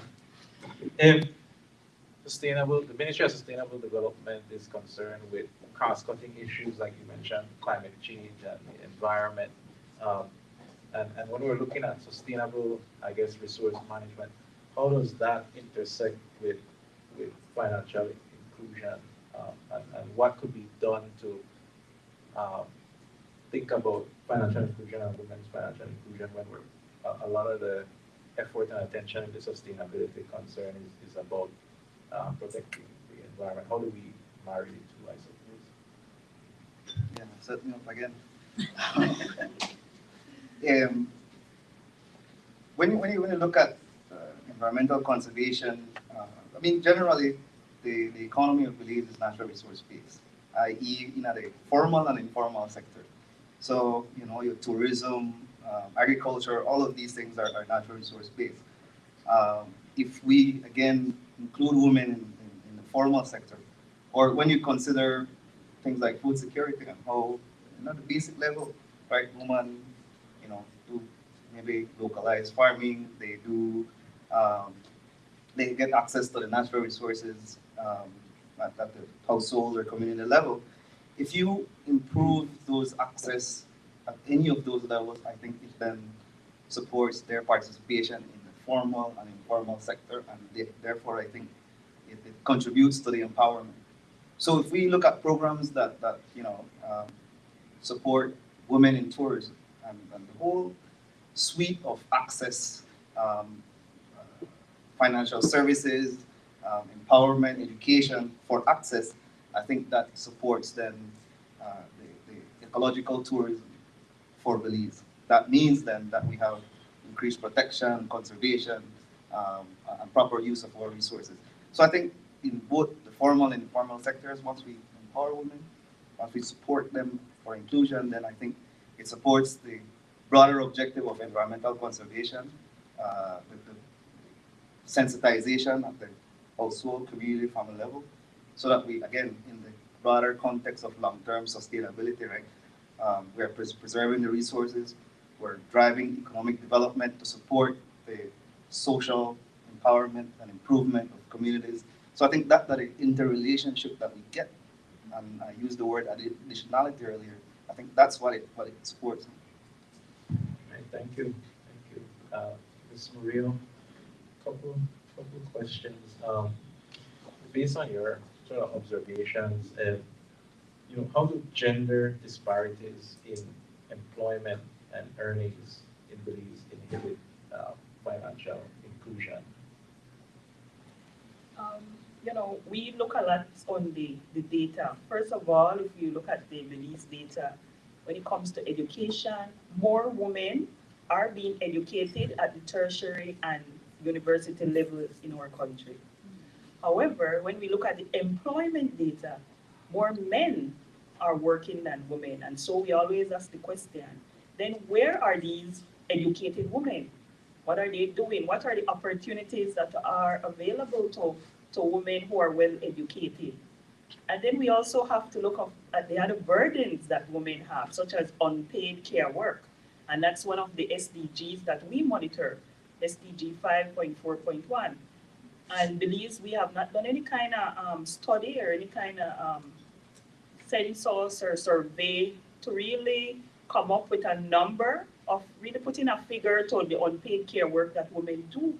I mean, a woman's job starts from very early in the morning until late at night. Besides her own family, sometimes she takes care of extended family members. Now the SDGs say there should be a monetary portion to that because it's also a part of our GDP. So that is something that we need to look at, in addition to all the other things that women do. I remember we had a forum in Stan Creek in Dangriga, and I had asked a woman, I said, so what do you do? And she said, Miss, I only bake bread. I said, Miss, you're an entrepreneur. You are not just baking bread. You sell your bread, right? You have a business. And so how do we continue to empower our women and even our young girls to see that they're doing much more than I am just a this, I am just a that. But to add to all the things that they're doing. And so the awareness and the education, all those components need to be a part of whatever we're doing. Thank you. And as a follow-up, I guess could you elaborate on some of the observed challenges in addressing the gender disparities in Belize? To get some elaboration on that. I based on all the work that we have done over the years, whatever we do, we always have to go back to the root causes. And so some of the basic things like the sex and gender or gender issues, and where does it come from? It comes from society. Society is the one who tell us who we're supposed to be and what we're supposed to do as men and women, boys and girls. And so we're often placed in a box. So how do we ensure that we come out of these boxes that society is saying, this is all you can do as a woman, this is all that you can do as a man? And so that are some of the things that we try to break down in whatever empowerment session we're doing, not only with women, but also boys and girls, because we do a lot of work as well with children. We have to change some of the stereotypes and the biases that our parents and grandparents, they instilled in us. So how can we break down now some of these biases to ensure that the new generation of children can think outside the boxes that we have placed our males and females? That's an excellent point. I'm remembering the slide where Mr. Ramirez had about the culture and what's taboo and how do we fit into the box. That's such an important point, because a lot of it stems from what are accepted cultural norms and what person A or person B can or cannot do. And definitely mindset is important, and working with the youth is important to sort of change the mindset to drive towards that result that we're looking for. So excellent point. Excellent discussion, and I want to sort of close at least this formal part of it. We'll open up to the audience for questions. But I guess my final question to both panelists today is, what can we do to develop, whether it's policies, projects, or specific products that can help to improve women's financial inclusion? I believe that we already have all kinds of policies and plans, and our government have signed on to a whole heap of commitments from CEDA, Beijing. So we don't need any new policies and plans. We need to ensure that it's integrated in everything that we do, which means that even the private sector and the business sector needs to know what are their roles as it relates to these national and international commitments that we have, our government have said this is what we want to do for people as it relates to gender equality, equity, and also women's empowerment. So we don't need anything new. We need to ensure that we know what are in those. And also, I heard something, shared data. That is one of our weaknesses. We're all doing a whole pile of things, but we refuse to share the data. Like everything is a secret, and it should not be a secret. I mean, we should be proud if we can say in 2000, we only had 1% of women at the highest level of leadership in private and public sector. But by 2020, we can say 40% of women are in leadership position in both government and private sector. So those are some of the things that we want to look at. They ensure that we collect the data, we share the data, and we use that to inform whatever programs that we want to and projects that we want to include. So that is what I believe we need to do. I have to align myself with those comments. I always reel up, man. We always a plan. We always put together some plan. If we not done plan, the next plan come at time from 2021 to 2025. We haven't done no plan, and almost no implementation.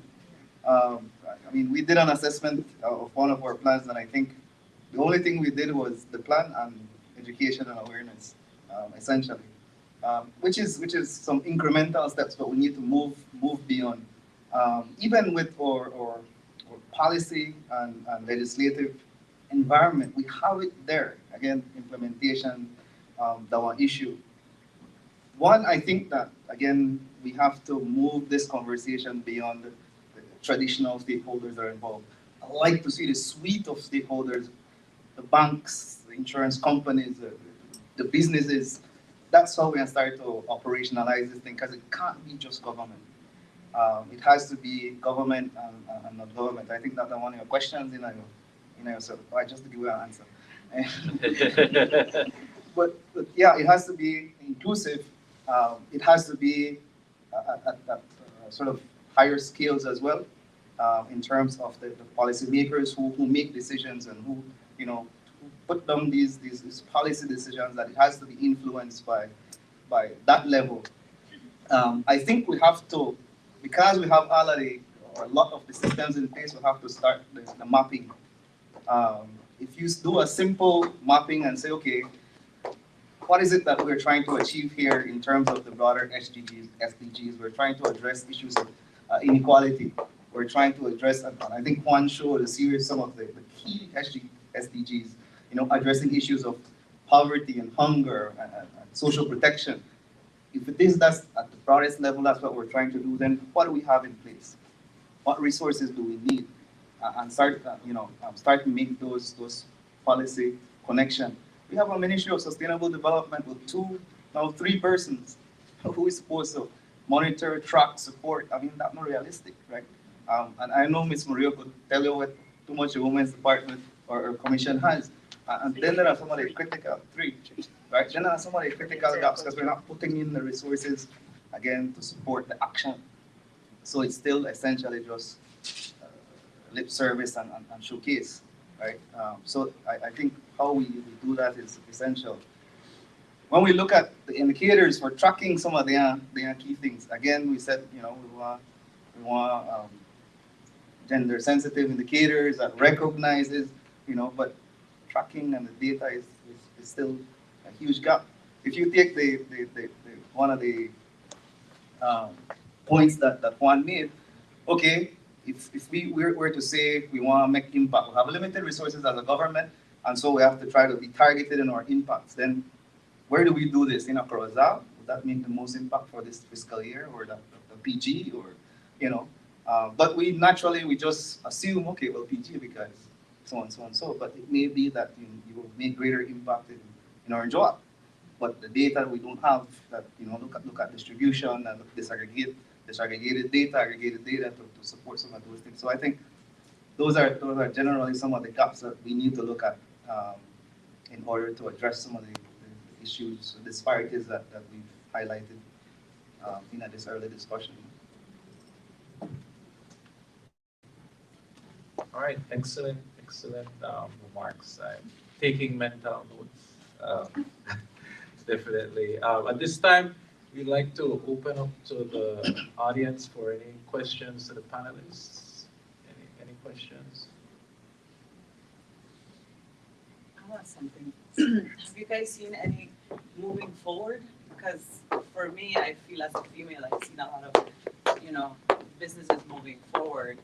What are some of the achievements you would say that, we have achieved from 10 years ago to today? Definitely more business owners, female business owned business, and we have to celebrate our victories. We have to celebrate whenever we see we have moved from point A to point B. And so having about 43% women, small business and medium-sized business, own business, letter own business, I think that's a win by itself. And so if we're talking about gender equality, then how can we get that 10% in the next 2 or 3 years, so that at least we're by 50% or even more? So that's how we look at it. We look at the data and say, okay, so we have moved from 2010 to 2020, we have moved by 3%, 10%, 5%. And for us, that's a victory, right? So, yeah. I think just to opine on again, more opine than any informed data, but when you look at the progress we've made, certainly there are some incremental progress that we've made. When you look at, and I took a quick look at some of the data, we've reduced women unemployment and underemployment. We've seen an increased participation in the labor force, particularly in your service sector, less so in your STEM. I think Juan indicated some of those in his presentation this morning. So we've seen some, again, increase in participation in politics, and those are some key, women in decision-making positions and stuff like that. Those are critical indicators and impactful indicators that will help to drive the type of change that we need. So I think incrementally we've made some progress, but certainly there's a lot more.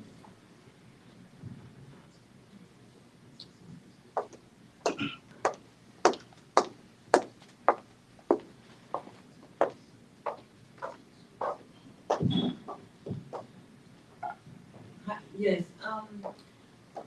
I have been working with young entrepreneurs in vulnerable sectors for a while, and I struggle to see the change that has happened with the vulnerable sector. So I would like to know if you can tell from the percentages that you give, if that is for the people who have more access, or if you actually see that change happen with our or vulnerable sectors, because the challenges that we talk about most often are faced by those people. If their son gets shot, they close their business and take care of their son. If they have to go on training and they have a baby and they don't provide babysitter, they can't go to the training. I mean, if they get trained and they can't open a business or their home not accommodate for them to set up a shop in their home, they can't open their business. So they have so much stacked up against them. And so I struggle over the last 10 to 20 years to see where the change has happened with our vulnerable sector. We've seen poverty increase in Belize. That's something we all talk about. But are we doing the right thing to take our vulnerable sector out of that position they're in to where they can be true micro business owners or even to progress to small? And so I think, if I were to be asked, I think that is where our biggest challenge lies. And I know the Women's Department does a lot. Women's Commission, all the ministries try to do a lot, but what else can we do? And I don't know, how do we, I don't know. For me, it is a huge challenge. I know we cannot stop. I just know, I'd like to know if you have logged any real change. Is there any persons that you can say, we did this project in this area and this is what has come out of it. These are the people who have surfaced out and are now doing better because I think if you have 2-3 success, that's success. Because there's just so much stacked up against our vulnerable populations. So I don't know if you have any information or can shed any light in that particular area. I totally agree with you, and as I had said before, we have lack of data, lack of surveys, and we need more of those indeed to see where our most vulnerable business owners are. For example, one of the programs that I know they did, when it comes to a woman paying her bills, as you rightly said, she will leave her business behind and take care of that bill. And so very often the most vulnerable will not see a profit because they live from what we call hand to mouth. So whatever they make goes right back into paying bills, paying school fees, buying food, and so on and so forth.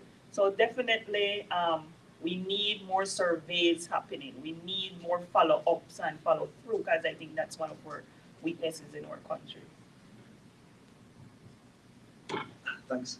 And again, here only really opining on the thoughts, because again, this process really opens your mind in terms of the key.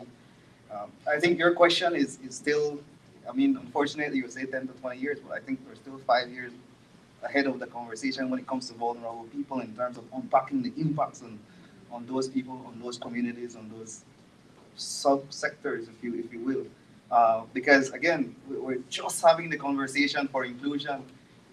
We're just having the conversation, not just having the conversation, we're just looking at key actions, for empowerment and targeted areas of empowerment, I think. So we're saying access to land, but okay, do everybody get land? We just say 50% of women get land. Again, I'm saying that there's still gaps in some of those data and where you can make some of those true impact in the short term. So just go find.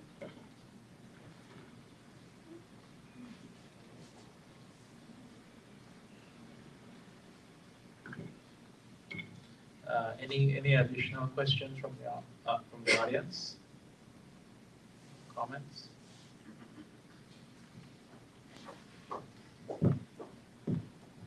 Hi, I just wanted to chime in and say that one of the things that we need to focus on is the entrepreneurial mindset. And I know in this story you mentioned the example with the lady that she was having the conversation with. She mentioned somebody that gives birth. And I think that's something that's very important. We work with a lot of women, particularly, that have small businesses that would do what they consider as a side hustle, but it's something that sustains the household. And it takes a great deal of time to work with these women because you have to look at reconditioning their mindset, and that in itself is a challenge.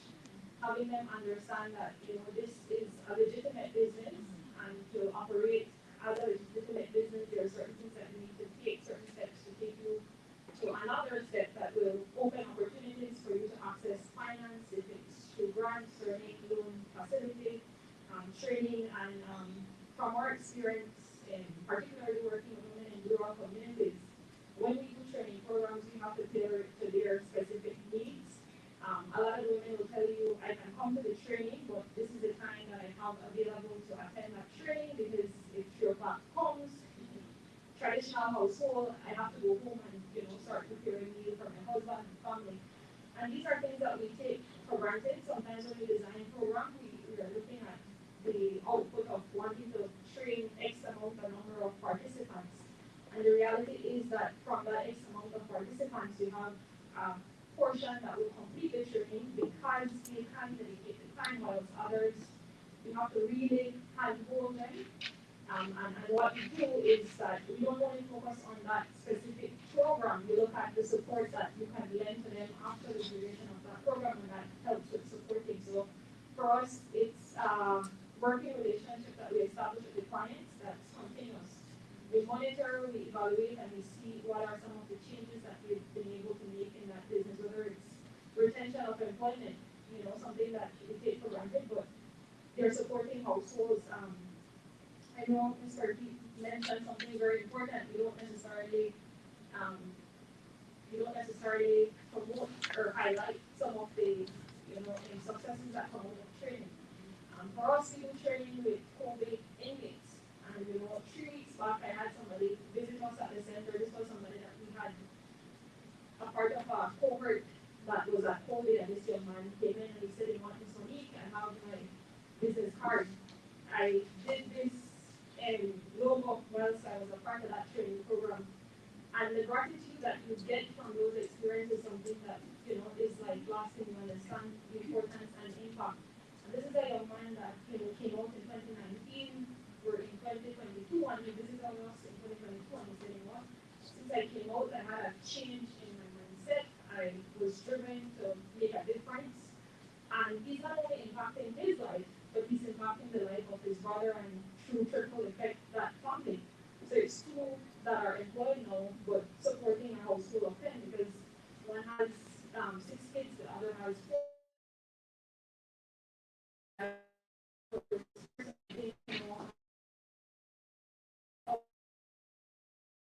Promoting some of the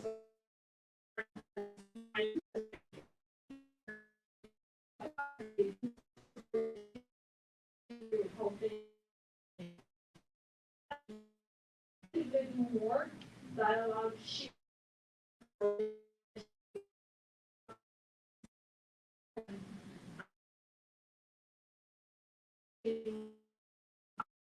generated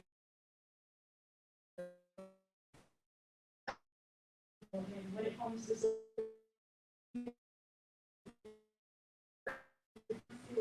I did this program in the south. You really have to look at local and see what level of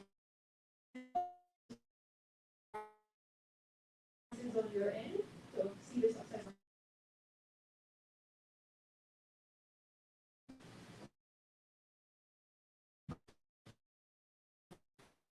Just like to add to vulnerable populations, but poor. I think until we start really looking at some poverty, until we really find into trying to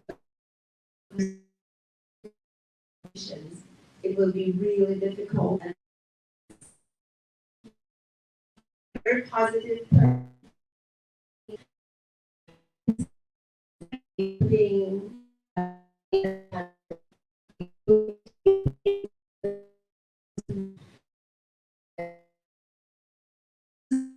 are issues that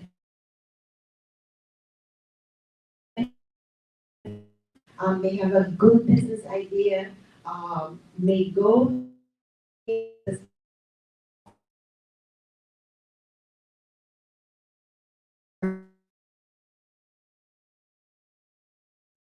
and also the abuse that happens in some of these communities also interfere. I've had a situation where a woman was doing fairly well with her business, and her husband decided, or common law, decided, you're getting too far ahead, you think you're big, you think you're too independent. He smashed up her equipment. I mean, I'm not being, but these are some of the realities that our vulnerable populations, especially urban poor, deals with.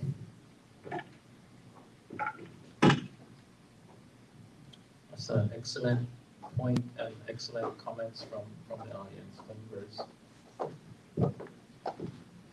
I have a question.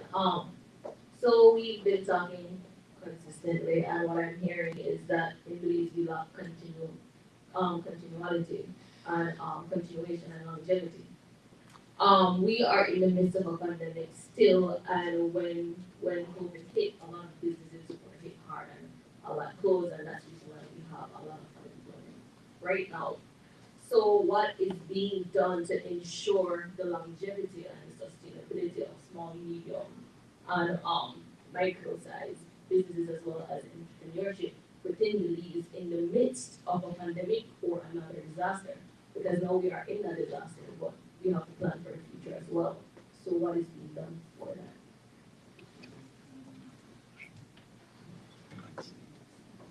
Sorry, I can't answer the question, but you actually flipped, you actually context and prefaced a question that I had, in the sense that I wondered how much we're taking advantage of the opportunities that came as a result of COVID, the Facebook marketplace and all of these platforms that really exponentially grew in Belize. That would include some of the vulnerable people, because I think a lot of those people saw opportunity and really took advantage of it. I mean, I was surprised that, the people had their little auctioning and all of these things that were happening on Facebook and whatever else platform. So I wondered about, Beltrade and the DigiFolks, if this is something that we're looking at capitalizing on, and the whole cashless process being integrated in some of this, capitalizing on that market.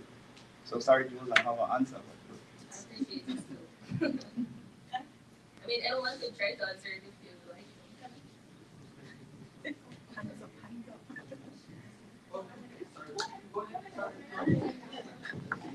Yes, I wanted to say that during the pandemic, I believe entrepreneurship blossomed in Belize. Maybe not for the vulnerable as much, because they didn't have, maybe they were, lots of people lost jobs, obviously. But I actually felt a sense of pride looking at what came out of the pandemic in terms of people finding their talent, realizing that I have nobody else to provide for me now, so let me do things. And so we have and I don't know if anybody has tracked what has happened, but I would love to, a research to be done for the statistics of what came out of the pandemic. So much is out there now in terms of, or young entrepreneurs, or not even necessarily young, but people taking that risk. Because I think to a great degree we are a risk-averse society. But indeed, and I go back to the vulnerable, I work a lot with them, and I'm currently working with a cohort. They literally were left flat on their behind.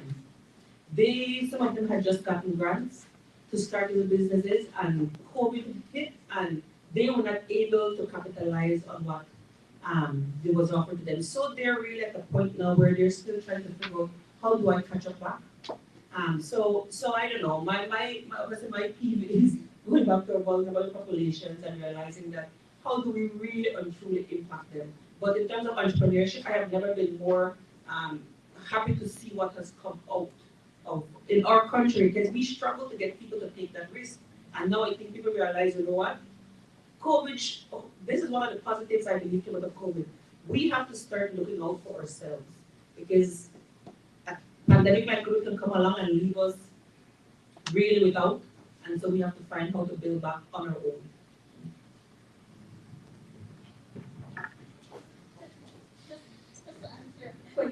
Just to answer, yesterday we had a consultation workshop where there's a report of the impact of COVID-19 inside Caribbean countries, Belize included, so we can share that with you all, and that would have some information.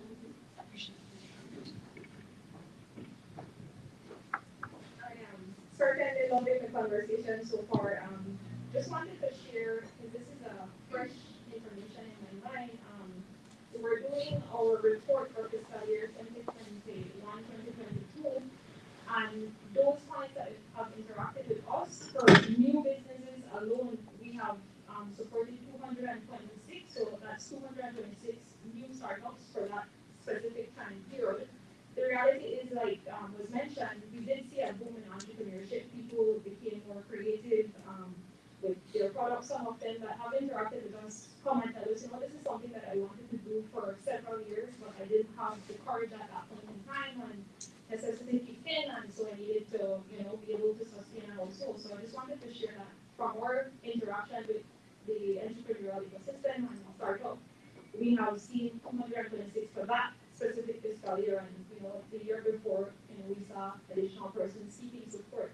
And the reality is that those are just the ones that have interacted with us. There are others that have, you know, started businesses. Thank you all for your comments. And one thing I might add before we close, we've spoken a lot today about some of the constraints that women face, and tomorrow we're going to delve in deeper into the demand side constraints, right?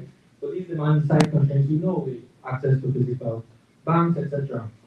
But when we talk about how we're going to achieve sustainable development goals or sustainable development objectives, the private sector is a key player, but we often lose sight that the private sector is not incentivized by altruism. And we always have to keep, and that's not wrong, they're not wrong, you know.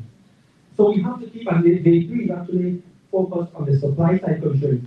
Because you could have a bunch of these demand side constraints, you could address some of them. But there are some things that have to be in place at the policy and legal level to help the private sector capitalize, right? So for example, we talk about financial inclusion through digitization. Well, you know what, if I'm a private sector financial service provider, what are the data privacy laws? Do we have them? What will I be liable in the future because I launch a product that maybe doesn't adhere to ISO standards or the adopted in Belize? Who am I on the hook with? So in the degree we're going to look into this, and I really like the discussion because the private sector could drive a lot of this financial inclusion.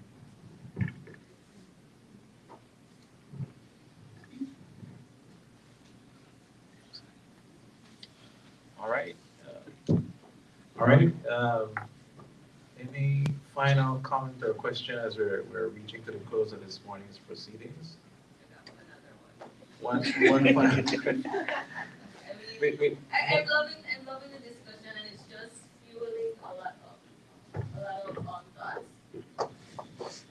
Thank you. So culture and creative industries is a major sector that a lot of entrepreneurs are pushing into. So what is being done to invest in this area? Because culture and creative industries, some of them are formal, for example, artists who paint, dancers and stuff like that who teach lessons. These are formal. So what is being done to further invest in that and to kind of like bring it up to proper standards then?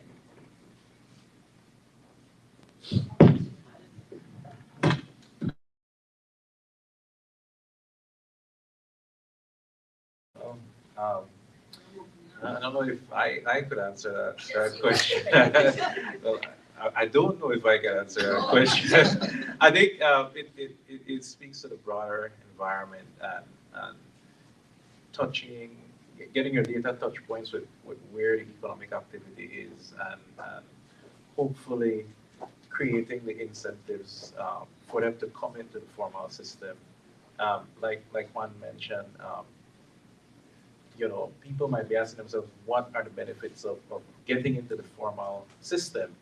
And it's part of the private sector from the financial service providers, and it's part of the policy sector, the government, to say, these are the benefits of getting into it, like Social Security. If I'm in the creative industries, am I registered for Social Security? What's the benefits to me as an entrepreneur or informal entrepreneur of that? What's the benefits of registering with taxes? Those are some of the conversations we need to have. And then what's the benefit of choosing financial institution A or B to have a current account or an overdraft or some kind of facility, or using a financial technology provider to actually facilitate more transactions with more customers through different channels. There are multiple lenses through which you can answer that question, but I personally cannot give you a definitive answer on that.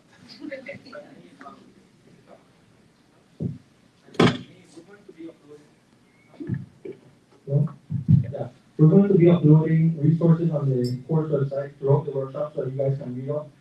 Speaking on the creative industries, there was a recent report done by Open for Business, which is an international NGO, where they found that the Caribbean, because of discrimination when it comes to LGBTQ people, we lose about $4.2 billion in the creative industries, right? Because of discrimination and lack of access to opportunities to people in that sector of the society. So these are the kinds of insights that we'll be uploading to the website, so you guys could read up and really get an idea of the global picture and in particular the Caribbean region. All right. Thank you, panelists. Let's give our panelists. Wait. We have one final question. It's not more of Or comment. Just a little bit to inform ourselves about the orange economy and what Belize has in regards to policy. We have ratified the 2003 UNESCO Convention for the safeguarding of our intangible cultural heritage. So the implementing body has been the National Institute of Culture and History, NICH. However, there is a lot of resources that can be accessed to UNESCO. UNESCO serves as a facilitating body for us Belizeans to implement that. There's a lot of training in regards to how to safeguard our culture, and one of the best ways to safeguard is through innovation, which was something that we have been seeing, people promoting our culture as a source of income then. However, there isn't much information and accessing financial resources. The technical support is there that's provided by UNESCO, and Belize has developed different policies, but like you mentioned earlier, we have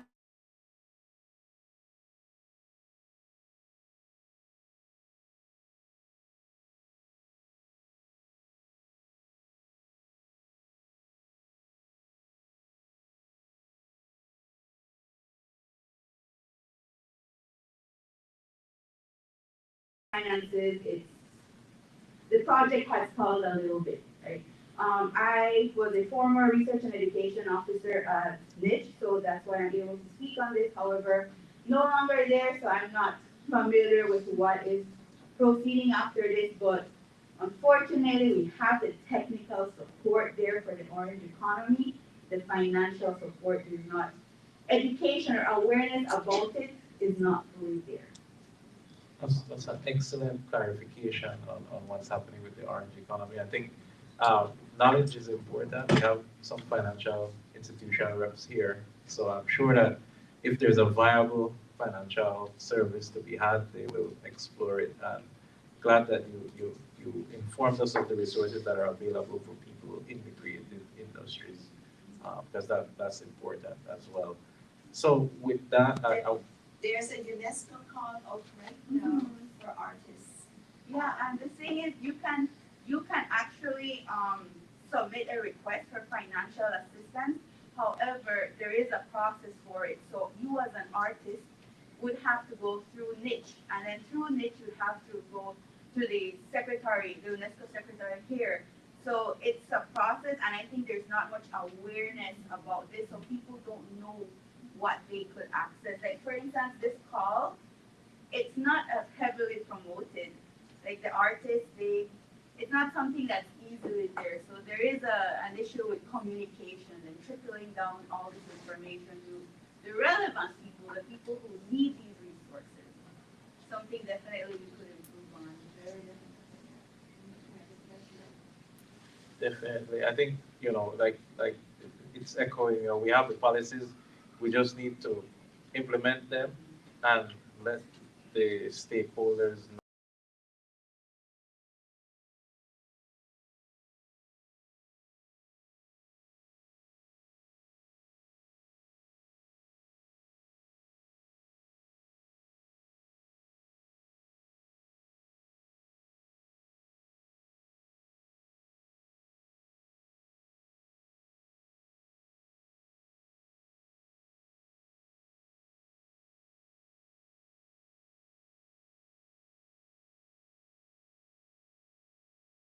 of you as possible for tomorrow's session. We are streaming, so if you're not able to make it, the link is on the event website, so you could stream as well. But we hope to see you in person. It's been a long time that we haven't been able to have these kind of events in person. So thank you, and give yourselves a round of applause.